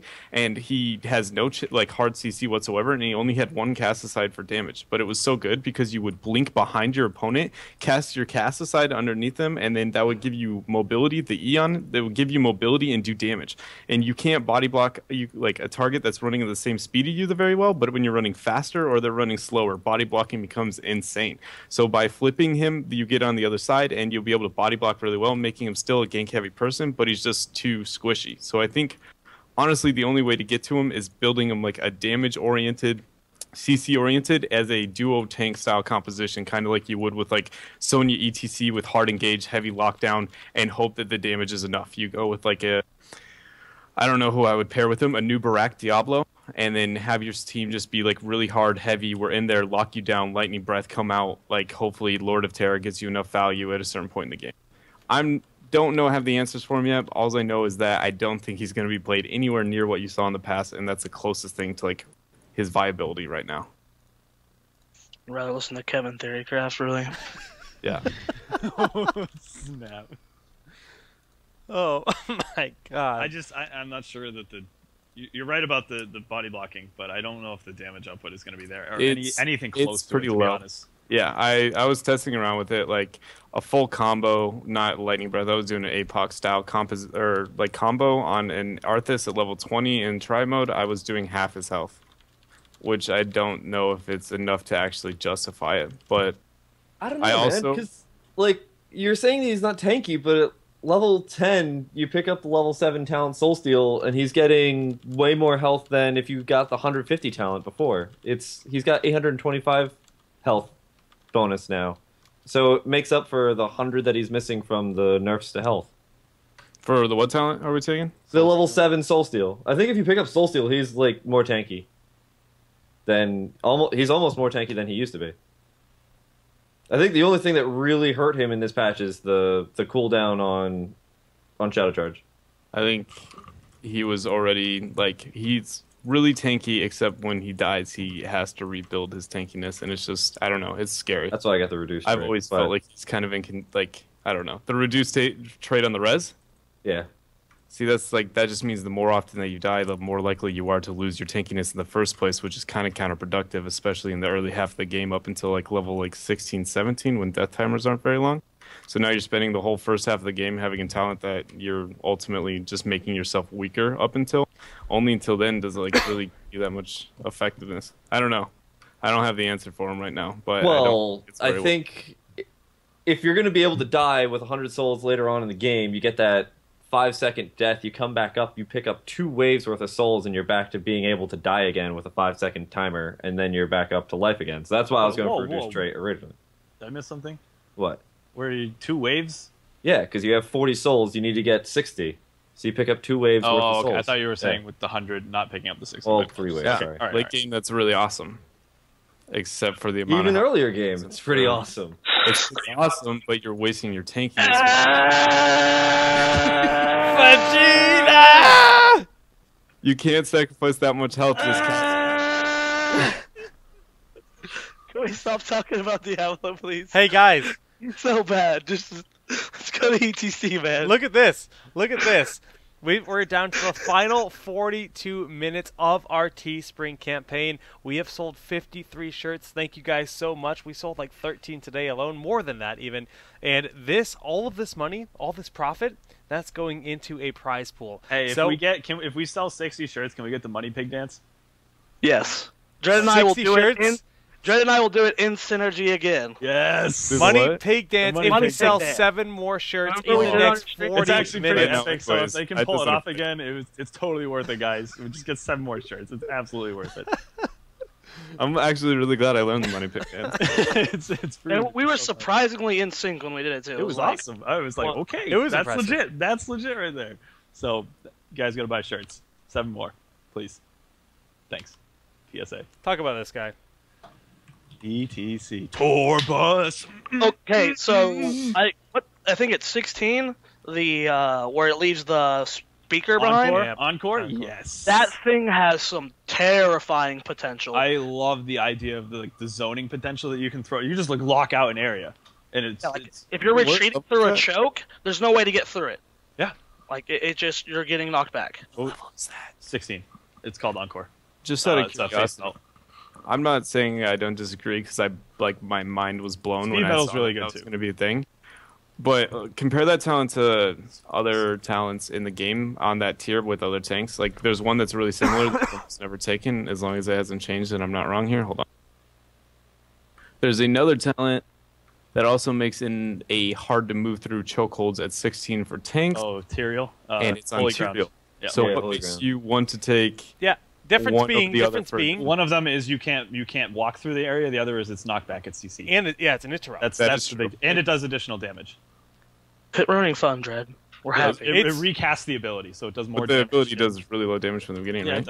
and It's still not about a the factor. damage. Still a factor. yeah. It's also your escape on Tyrael, so it's a little bit scary if you're gonna jump into the middle of the fight and try and break up Oh, stuff. get wrecked, Dread. Let's go. And So I'm not saying you guys are wrong, but I think that's one thing people jump to conclusions too fast when they see the patch notes. They don't be like, well, what about other characters that have at the same tier? What's going to make this one that much better than theirs? And I think Dreadsicle, large- why would we think about other things when we can just circle jerk one topic?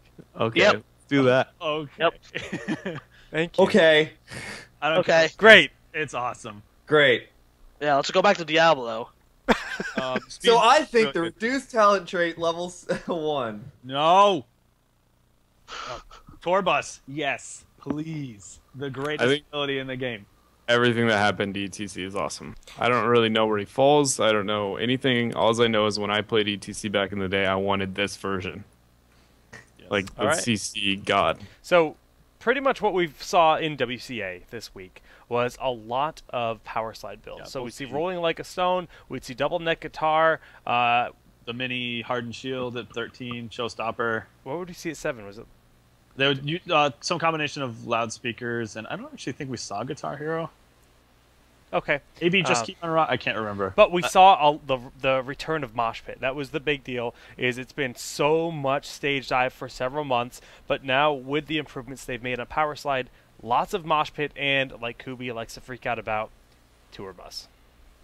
Before we get to that, we talked about the return of Mosh Pit. Can I get just a vote? Did they reduce the startup of Mosh Pit? Feels like it. Anyone? No idea though. I think they did. I don't And they think they gave him bongos too. So I mean that's definitely an It upgrade. does have bongos now. You need bongos to do jungle beats. Have you guys seen the Death Cast one? Or the mosh pit on Yes, Death? I I've seen have. it. It looks It cool. looks so hilarious. It does look cool. Yeah. One interesting guys- thing too. Well, just the rise of split pushing now with promote being a thing. The fall of stage dive is kind of interesting to think about. It is With promote being hilarious. bigger, but then stage dive falls off. How does it just shows Stage how dive straight falls off off the- as getting buffed too. 25-second shorter cooldown, and we're not seeing stage dive right now. I think you'll see more of it as long as promote remains relevant and nobody finds an absolute answer for it. But have you seen situations where people stage dive, hit 5, stage dive, hit 5, stage dive, hit 5? Because it's hilarious. 4 When we more saw shirts. the data mine patch notes, me and Jake were talking about this actually with these LOL as well, just talking about the craziness of it. And then we backed up, wait a minute, if someone hit a whole group with 6 stage dives, no one would have died anyway. So what is the point? I've seen it though. I was like, It would be so I cool. guess I didn't really like because I was just focused on the mosh pit changes. Yeah, right. I didn't realize that they changed stage dive. I guess I just missed that patch note, and I was like, this ETC is stage diving like crazy. He just found a bug in the game, and then I looked at the talents. I was like, oh, okay, okay. Then. I think stage dive's still going to be prominent. It's Don't still break my really heart, good. Jared. Jared, please. I'm not convinced Are you of ready the for mosh this? pit Please, yet. the tour bus, please. Sorry, Kubi. Just how I feel. The ability to like just be anywhere on the map and then be able to get back to somewhere else is really, really good. I don't know. I'm still torn, which is good. It's good that they've put it. You're still torn, like ETC. Get it torn. Oh, Wow, get out of here. That's what a reach sounds like. Get out. That was a reach. That was not a crowd pleaser. Pretty No, godlike. no. Jake, please, change the subject. Get him and get us out of here. Get us out of here. What's the matter? You don't want me to follow through No, with more? Jake, please, no. All right, guys. They We say I'm really need talented you with guys. fun. Jake, just move on to the next. No! We are at 50. Oh, this is utterly ridiculous. Stop! 34 minutes remaining. We're at 58 shirts, 2 more sales, and then we get the Money Pig Dance in sync with at least Zoya and Dreadnought. If we can get more Temple Storm players in there, I would like that. I'll make more it happen, shirts. boss. 2 more 60 shirts? That's insane. You guys are freaking amazing for supporting us and buying those shirts, helping us run an awesome tournament. That's prize pool that will go to players, and I'm very happy about this. Click Equipos. Click Equipos. All right, so patch notes, all things considered, a shift in the Warriors, but the last and not least Warrior that we haven't What? talked about is What? Murden. Two warriors. what? Well, I don't know if she's a warrior anymore. Sonya. Well, we could talk. We'll probably talk about her at another time because we haven't really. No one's We played. still gotta talk BlizzCon, so like, yeah. Yeah. Let's... Yeah. Murden. Let's buff him. Sure, that's a great idea. He's already starting so to be Tempo was first picking Murden in the WCA, and I mean, just explain why. Why is he so much better? Reverberation. He was already Murden. being picked up as like an Illidan counter, and this is ridiculous to have that at level Well, 1. it's not even so much the counter. He fits into a style of play that's really important right now and pinches supports down to like a limited amount that become viable depending on your composition because cleanse is such a rare thing right now. So when you pick around cleansing and everything else, at least the patch before this, before split pushing became a thing, you could pick around cleansing, banning, and picking in a certain order to where you could get so much lockdown that essentially Murden is in a team composition. All he does is throw out storm bolts while you're sieging, and the minute one lands, that person is dead. 100% of the time. It's going to be storm bolt, Toronto stun, bam, somebody else is going to finish him like the mark.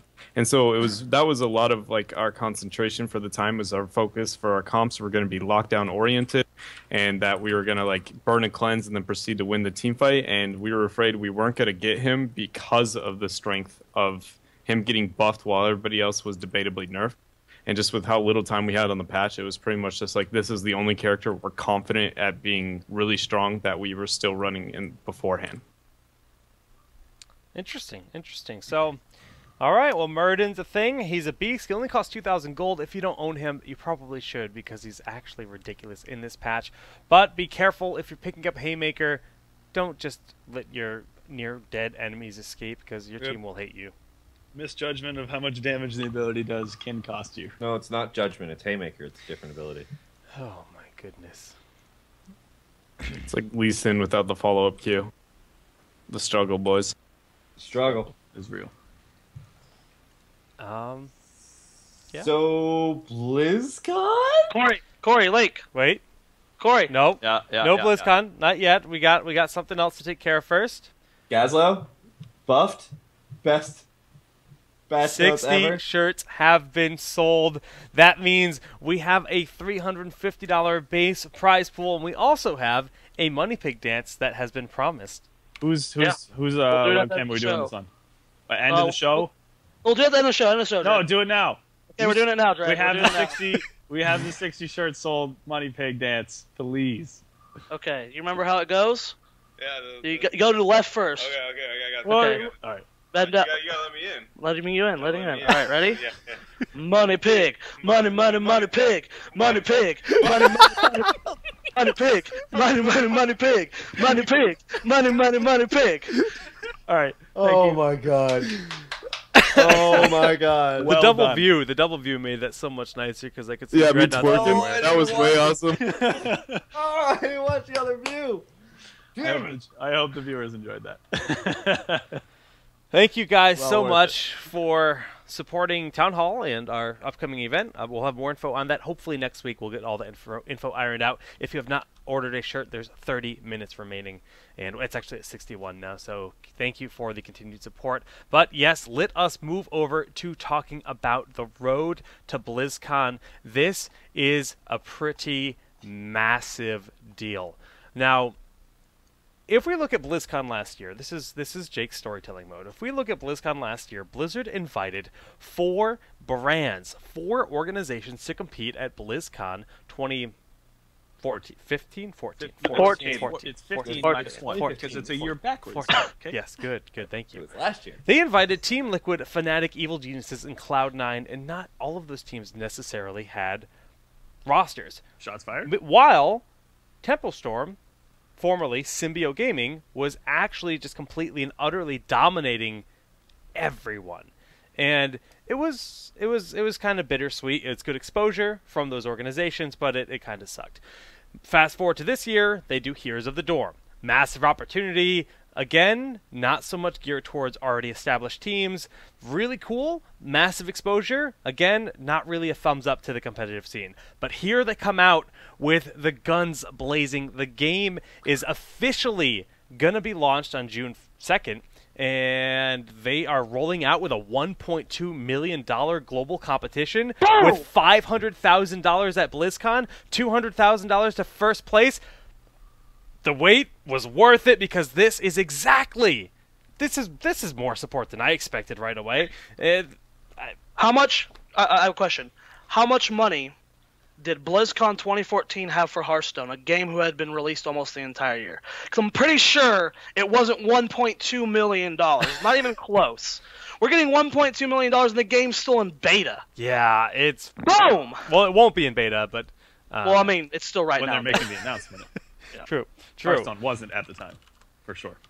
So, I mean, I read this news and I was just ecstatic. And as a player, Dread, you had to have woken up and been like the happiest little nerd in the world. Yeah, I mean, actually, just all the recent news with like tournaments and stuff, WCA and this, it's just kind of like all of it's pretty much just everything I had hoped for to happen is happening at a about ideal timeline, because this all could have happened far later than even right now. So it's really awesome everything that's happening, especially with the official recognizing of like the pro scene for the game, because that was one of my biggest fears for a long time, is they were going to actually just permanently neglect it. So it's awesome. Yeah, so let's quickly talk about this breakdown that's happening. We can see that Korea will have one team, and that team will advance from the OGN Pro League. So that's hype. I'm going to be watching the OGN Pro League. I'll tell you that right now, because I can't wait to see what comes out of that. It's good. That's an OGN production. You can see OGN Pro League for Heroes. Yeah, but I'm just saying, has that been going on? I know there's the Afrika stuff. No, they haven't even this announced is that yet. something that Stuff has hasn't not started. This is something Yeah, that wow, has not holy started. crap. So that's a big deal. We're gonna see I didn't even realize that. super high quality production coming out of Korea with Korean meta on TV. This is going to be a lot of new information for the world to like get insight to their scene, and just good content to watch, because the production value of OGN is always ridiculous. Europe Opens very vague. Don't know what that means. China Professional League, I assume it's going to be just like OGN. I'm not too sure who's producing it, but we've already seen great production out of the Chinese broadcast. And Taiwan, Hong Kong, and I can't even pronounce Macau will be fighting for a one-team spot. So one team, 2 teams from China, 2 teams from Europe, and the Americas, they actually lump in Australia, New Zealand, Southeast Asia, Latin America, and North America. And 2 teams will advance from that region. Damn. Lots. That's Damn. a crap ton of content. Crap ton. That is Great. so much. Excellent. This is absolutely Great. absolutely more than we could have hoped for at this point in time. I'm very ecstatic about this, not just from being able to see finally all of these regions come together at the end of the year to compete. That's the big thing that I'm super pumped about. Yeah. And look It's at been this. theory crafting for how long? Like, finally we get to see Europe versus NA. This mysterious China scene that everyone's hyping up all the time is, multi-shot, hungering arrow, whatever. I want to see it in action. Up against the best. I from love each it when region. you just turn every multi-shot into a hungering arrow. That's the best build. Exactly. That's how good people in China are. That's how much they've been hyped up. They break the game. Let's see it. Let's see it.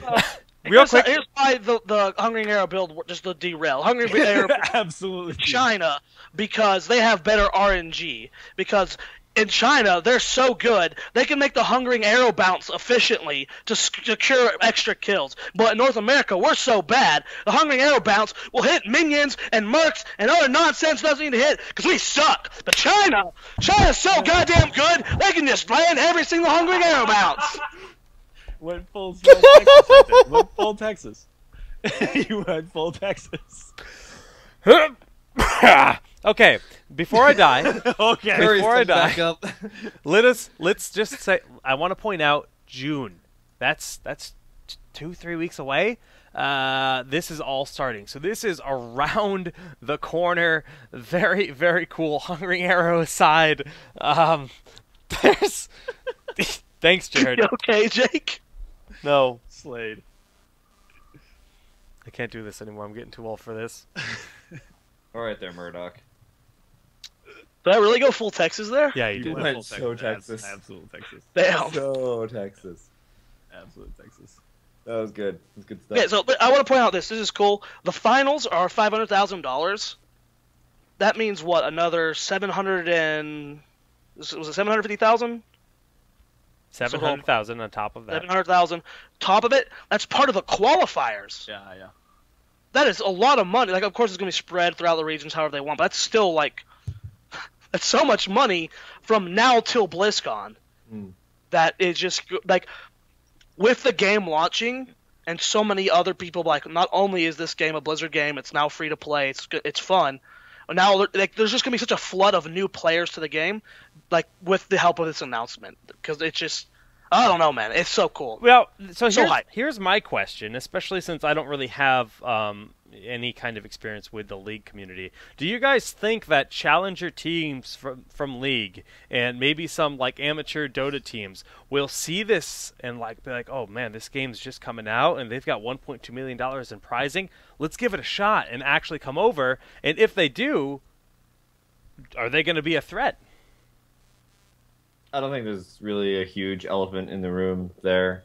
But, I mean, we saw Cloud9 do that for last BlizzCon, but that was against a whole bunch of teams that were just kind of thrown together very quickly. I don't think it's going to be a big issue going into this. Long term, I think there's going to be a lot of people who are going to start coming into this game and it's going to start get way more competitive, but I don't think it's going to be like a League of Legends team is going to like just jump on over and be able to start dominating the scene. yeah, it's. Yeah, I agree with Kevin. Okay.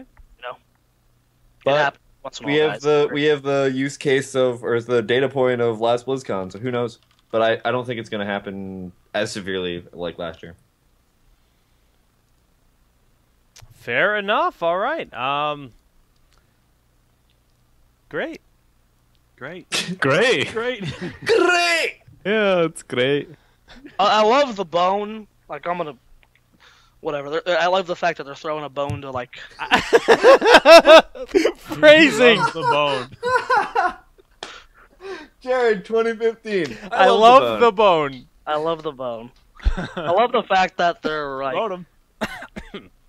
the Australia-New Zealand scene is incredibly small, from what I've been told of players from that scene. There's like 3 teams. There's like 3 or 4 teams that like try and do anything. And they're awesome.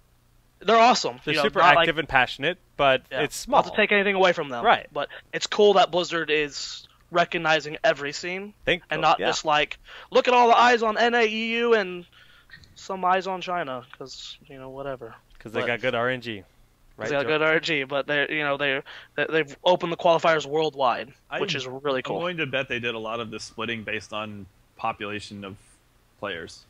So who's playing? Like how many people are in the game right now from each region, and they just split it up that way just to make it as fair as possible. So people that are complaining about, we don't know yet, we haven't had this land, so this is the time to prove it. Yeah, if one of the regions dominates more than the other, maybe you relook at the formula next year. But it looks to me like the most fair way to do it.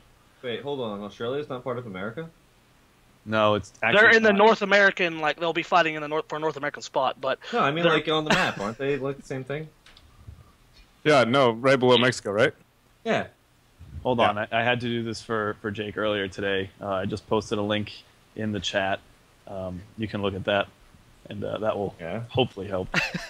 Okay, gotcha. United States of America, where all the Absolutely. happiness is. Yeah. Wait, where's Australia? I thought it was like right. What? Yeah, other corner.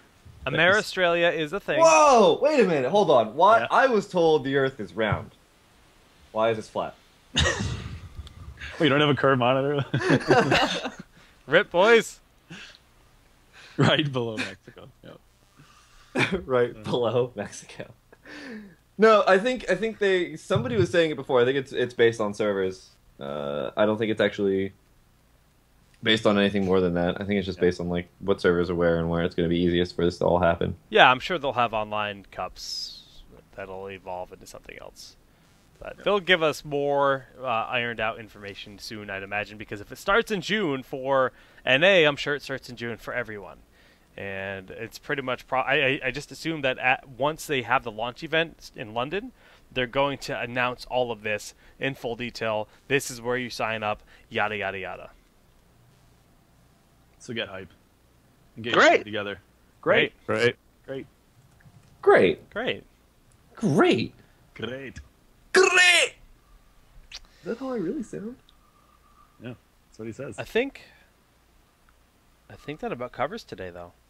yeah, We did That's a good. nice little silence. Yeah. Befalls. Yeah. he fell asleep for Town a hall second. room. Just give him I mean, He's shut down. He's shut down. Again, we had a 1 a.m. flight. I slept for 2.5 hours, flew home from WCA, streamed all day, and here we are. And I'm just happy to hang out with you nerds. Wow. It's great. Heroes is getting there, man, and feels good. Feels It's good. happy time. Happy time. Happy time. Happy time. Yo, thanks Oh, for the oh, follow. whoa, whoa, whoa. Happy time. The bonus dance. Bonus dance. Well, speaking of that, we are down to the final 15 minutes of sales on the Town Hall shirts. We have sold 63, smashing our goal. So you guys, Smashing. you're awesome because you're just supporting us and you're supporting our future tournament, which supports teams. And we hope to make that something wondrous. Yo, we got a sweet red. Oh, Ow, snaps! my eardrums. Sub hype. Sub hype? I don't think I have my sub hype thing set up. Griddles. Let's look at Reddit questions really quickly. There was. This is the closest Oh thing I yes, can give so you to this sub is a hype. question I wanted to bring up because I think they phrased it incorrectly, but I wanted to answer it in the way that they phrased it. ZK the Man says, "Who's played Gazlo since Kael'thas patch hit? And for those that have, what do you think of them?" I think he meant to say, "What do you think of him?" as in Gazlo. But for all the people who have played Gazlo, I'm gonna say what I think of them, and I think everybody who plays Gazlo should stop playing Gazlo. Thank you for that PSA, Kevin. That would Just- go a long way. Top just out my wanted to- quick match games. It'd be good. Just want to make sure, because everybody seems to still keep playing Gazlo. But, other question from Fairgrim. Do you think launch and BlizzCon news would help keep teams stable rosters? Which is pretty interesting since, there were some roster changes that happened today. So, Rip, first of all. It's Heroes is a different beast when it comes to, like, you can have just a strong, mechanically good player in other MOBAs, and sure, comms are important, but as long as they're carrying their weight mechanically, it's fine. But if you don't have that perfect team synergy in this game, I mean, I could just be completely wrong because I don't come from those scenes, but this game just feels so much more atmosphere and team synergy levels that all it takes is one person, and a good team can go to, average. So I don't know if this is going to help that necessarily, but I think what the game really needs for teams to start showing up more and sticking is a better solo queue ladder or a better just in-game tracking system as well. Just so I know that's not that question, but I don't think that's going to help specifically. I think we need a better way of finding new talent, because right now, how do you do that besides hot dogs? Like how do you like because the matchmaking system is kind of flawed, where you can be in a 6-minute queue and play people 20 ranks lower than you. So unless you play hundreds and hundreds of games, like, you're not going to really run into people. Like, it's going to be harder to find those people unless you're just constantly grinding games and constantly like, oh, this guy seems to play well, maybe I'll group with him. So we need an actual ladder for that to start really sticking. Yeah, I completely agree. I've been like watching just who I'm ranked up with when I play solo queue versus like who I'm going against, and I've been running into so many like pre-made 4 people as a group of just nobody is together, like a bunch of solo queuers. It's getting really, really ridiculous. But that's just me. And I had one more question from Runesun, which is, why does Kubi have hair? Just try to compete. That's the real answer. Yeah, he's trying to get. Yeah, look at this. He's got the Trying same to like the compete. side thing going on too. I'm on to you. Dreads is way more flat on top. That's, Oh, you guys see that? Yeah, nice. Y'all I jelly. fall in love every time. Yep. Gonna have to hold that. Yep. Kubi has hair because we won the Blizzard Stream Awards for Best Show. That was Is that why you're doing it? Kubi's That is- requirement. that Now, is- Yeah. Jared and I still have not fulfilled. Yeah, let's Okay, talk about okay. that. Let's talk about that. I am a fat kid, and I can't find any suits in my size. Get them Do tailored. handle it. We have to get our shirts tailored. You have to get your suit tailored. Handle yeah, it. you gotta get your shirts I tailored. look all the Yeah, time. you gotta get your shirts I look tailored. all the time on Amazon for my size. Like, they get new stocks every once in a while. But You call Blizzard now, okay, and they will make you one. I okay. understand. Hand knit. Now, hold on. On the other side, not like he's trying to duck out of this. You need to do an entire cast, Jake, where you have a mustache, just a mustache, and aviators. All right, you said you would buy me said aviators though when we Yeah. agreed upon this. So once Didn't I you have guys announce the tournament recently? That's coming back. nope, Maybe. maybe an announcement soon. I thought Steve tweeted it. Nope. Tweet it. Shh. Did I just Stop. screw up? Oh, my bad. Stop. You are so bad at this, Jared. You were doing so good with the PC. Bad. Doing so good. Well, announcement of an announcement. Steve, I stole your thunder. Damn it, Jared. Whoops. Well, speaking of tournaments, Titan Arena is not going to go down this month because there's so many other things going on during weekends, and I've got a wedding at the end of the month, so unfortunately, I'm just like completely locked down in terms of when I can actually hold something. So, when However, it's going is to it? be probably the first week of June, unless so I'm still waiting to see when this Road to BlizzCon qualifier is, because it says the first one's going to be in June. I don't think there's any other big tournaments announced in June just yet, so I'm probably going to put June 6th down. I'm going to put a little thumbtack on that, Okay. but we're not really positive on that just yet. Just Okay. going to kind of probably move it around a little bit. So, unfortunately, guys, it's not going to be a Titan Arena this month. But there will be one coming very shortly after June hits. And, yeah, sorry, just on the tournament schedule thing. Yeah, no, cool. I mean, that sounds good. Obviously, there will be announcements of events soon. Lots of events. Yeah, One that not Jared might have accidentally just Doing another announcement of an announcement? This town hall. That's messed up. Oh, that's Murden. This is. I mean, we're gonna pass 400 at this rate. I don't know what That's that so is. sick. That's so At sick. this rate, we're going to pass $400 because we've sold 65. 12 minutes remaining on these sales. That's going to be the town hall tournament. We'll have info on that soon. Next week, I can pretty much guarantee we'll announce what that's going to be, and hopefully the teams that are competing in it. And more to come. But guys, let's transition over to the shout-outs, starting with you, Jared.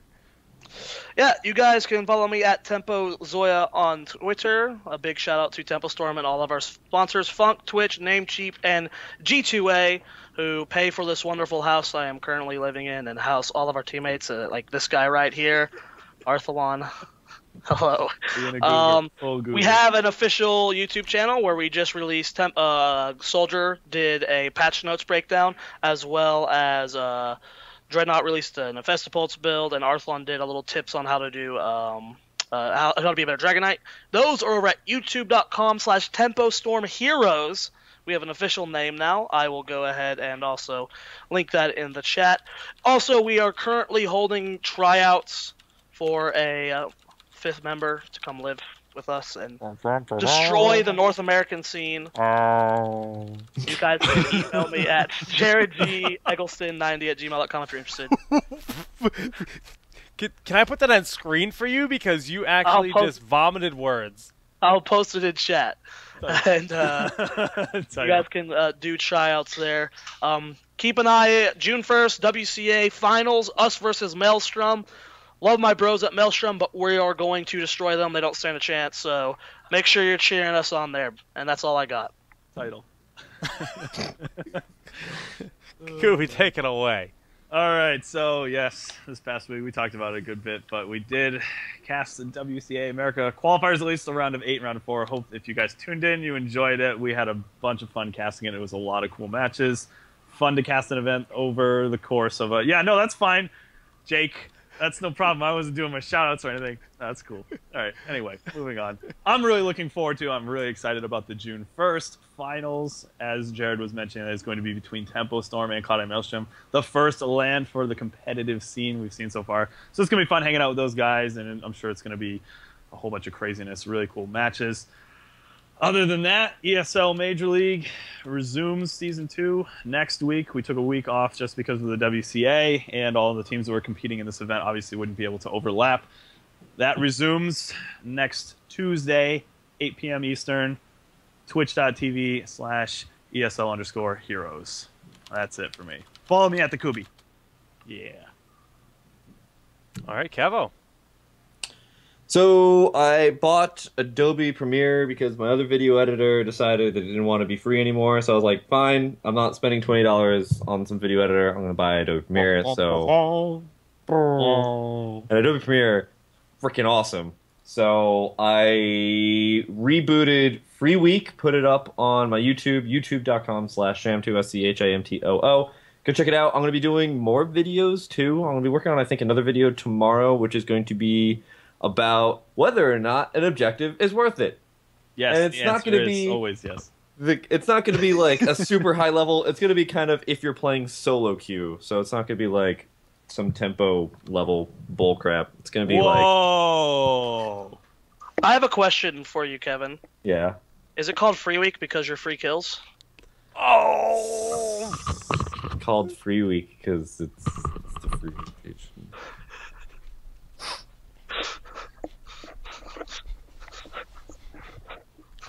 It's called Free Week because it make you look weak, son. Anyway. Oh. Yo, let's go fence some poles. Anyway, yeah, count to 5 video. Ooh, actually, I should start working on that again. That was the other one. That was just like the basic map awareness. So yeah, actually, I probably could reboot my idea for that one. That's actually not a bad idea. Anyway, so that's going to be coming back out. Twitter.com/Sham2 and MLG.tv/Sham2. I've been streaming just randomly if you want to check it out.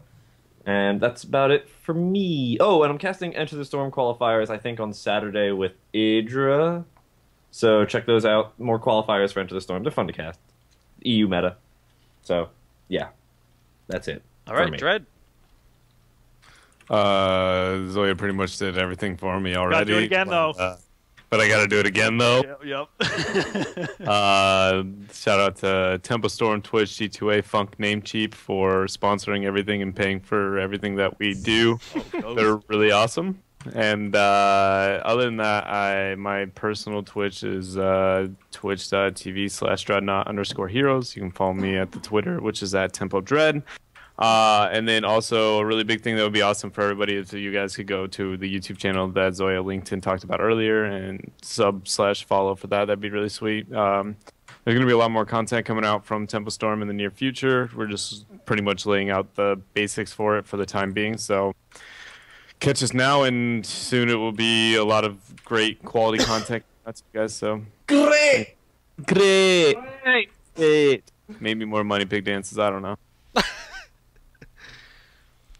All right. Well, for me, just a big shout out to WCA for hosting this tournament that we were privileged to cast this past week. $19,000 is ridiculous for a beta tournament, and congrats to both Tempo and Cloud9 Maelstrom on making their way to the finals.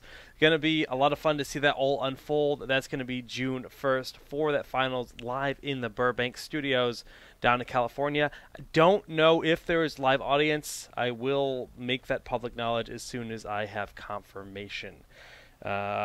Road to BlizzCon stuff coming up soon. Just the future for Heroes is bright. We've been doing the show for well over a year at this point in time, and it's just crazy to see all the stuff coming. We mentioned several announcements on the horizon. Keep your eyes out on that. And guys, do us a favor. Follow all of us on Twitter. You can follow me at SolidJakeGG, Tempo Dread, Sham2, The Kubi, Tempo Zoya, and Town Hall Heroes. We have a Facebook page as well for Town Hall. But really following us on Twitter, especially after WCA, and seeing how great our Twitter community is, that's a big part of the backbone of like a good esports community, believe it or not, is having just strong social media. So thanks for that. Keep it up. Keep being awesome. Can't wait to see this community grow. And we are down to the final minutes of the sales. We have hit the glorious number. It is now at $429. We have surpassed our goal. We're sitting at 69. So thanks for the support. Only 4 minutes left on the sale. And we're going to stay live, rambling until this closes. Hey, when you get your t-shirt, if you get a V-neck, feel free to tweet at me a picture of you wearing the V-neck. I just ordered one. I will definitely retweet it, and I will give you shout-outs, whatever. But if you get a crew neck, I don't want that crap. I don't want that crap on my Twitter account. You can tweet that at Jake and his ill-fitting shirts. Yes. But if you get a V-neck, you come to me. No, but seriously, please, if you did buy a shirt, send us pictures of you wearing the shirt. I saw people tweeting at us saying, I can't wait to wear this at BlizzCon. That's freaking awesome. We love to hear that kind of stuff. And you know what? We'll actually aim to have a Town Hall meetup at BlizzCon this year. Definitely will. That will be a thing. Yeah, that'll. You know what the coolest thing about BlizzCon is, though? All of the regions going to be there. Yeah. You know who's going to be on top? Not Tempo. America, America, God shed His grace on thee. I'm seeing Arthlon scoot away. No, he was singing with me. Oh, No, he was leaving. I was hoping, as I ended the song, the show would be over, but Jake's like, we got 3 minutes left on these shirt sales. I said I'm not shutting the show down until... I see 35 seconds. What are you on about? Damn. I'm actually only contracted for the 2 hours. That minute is almost up. Yeah. I have to. Dread's got stuff to do. 19, Yeah. 18, This is my busy schedule without my roster scrim scheduled, so I have a really big interactive roster. Mine says 2 As soon minutes as my and clock 10. says 11 o'clock, I have. 7. Okay. All right. Goodbye. 4, 3. Oh. He just pieced. 1. Yeah, he ripped. Oh, 66. he was serious. Is that it, Jake? That's it. I mean, mine still says 2 minutes, but I think... Wait, really? Mine says mine just ended. Mine just ended. Oh, well, I'm in the Matrix. Well, on We're back that... to Town Hall, episode 63. My birthday, his name is Sham2, because he smells like poo. That's not true. Guys, thanks again for the support with all of this. We'll be back next week. Jared, take it away. Sham2, and Jake, and man. Corey, and Zoya, and Dreadnought Sucks. Bam, ba-dam.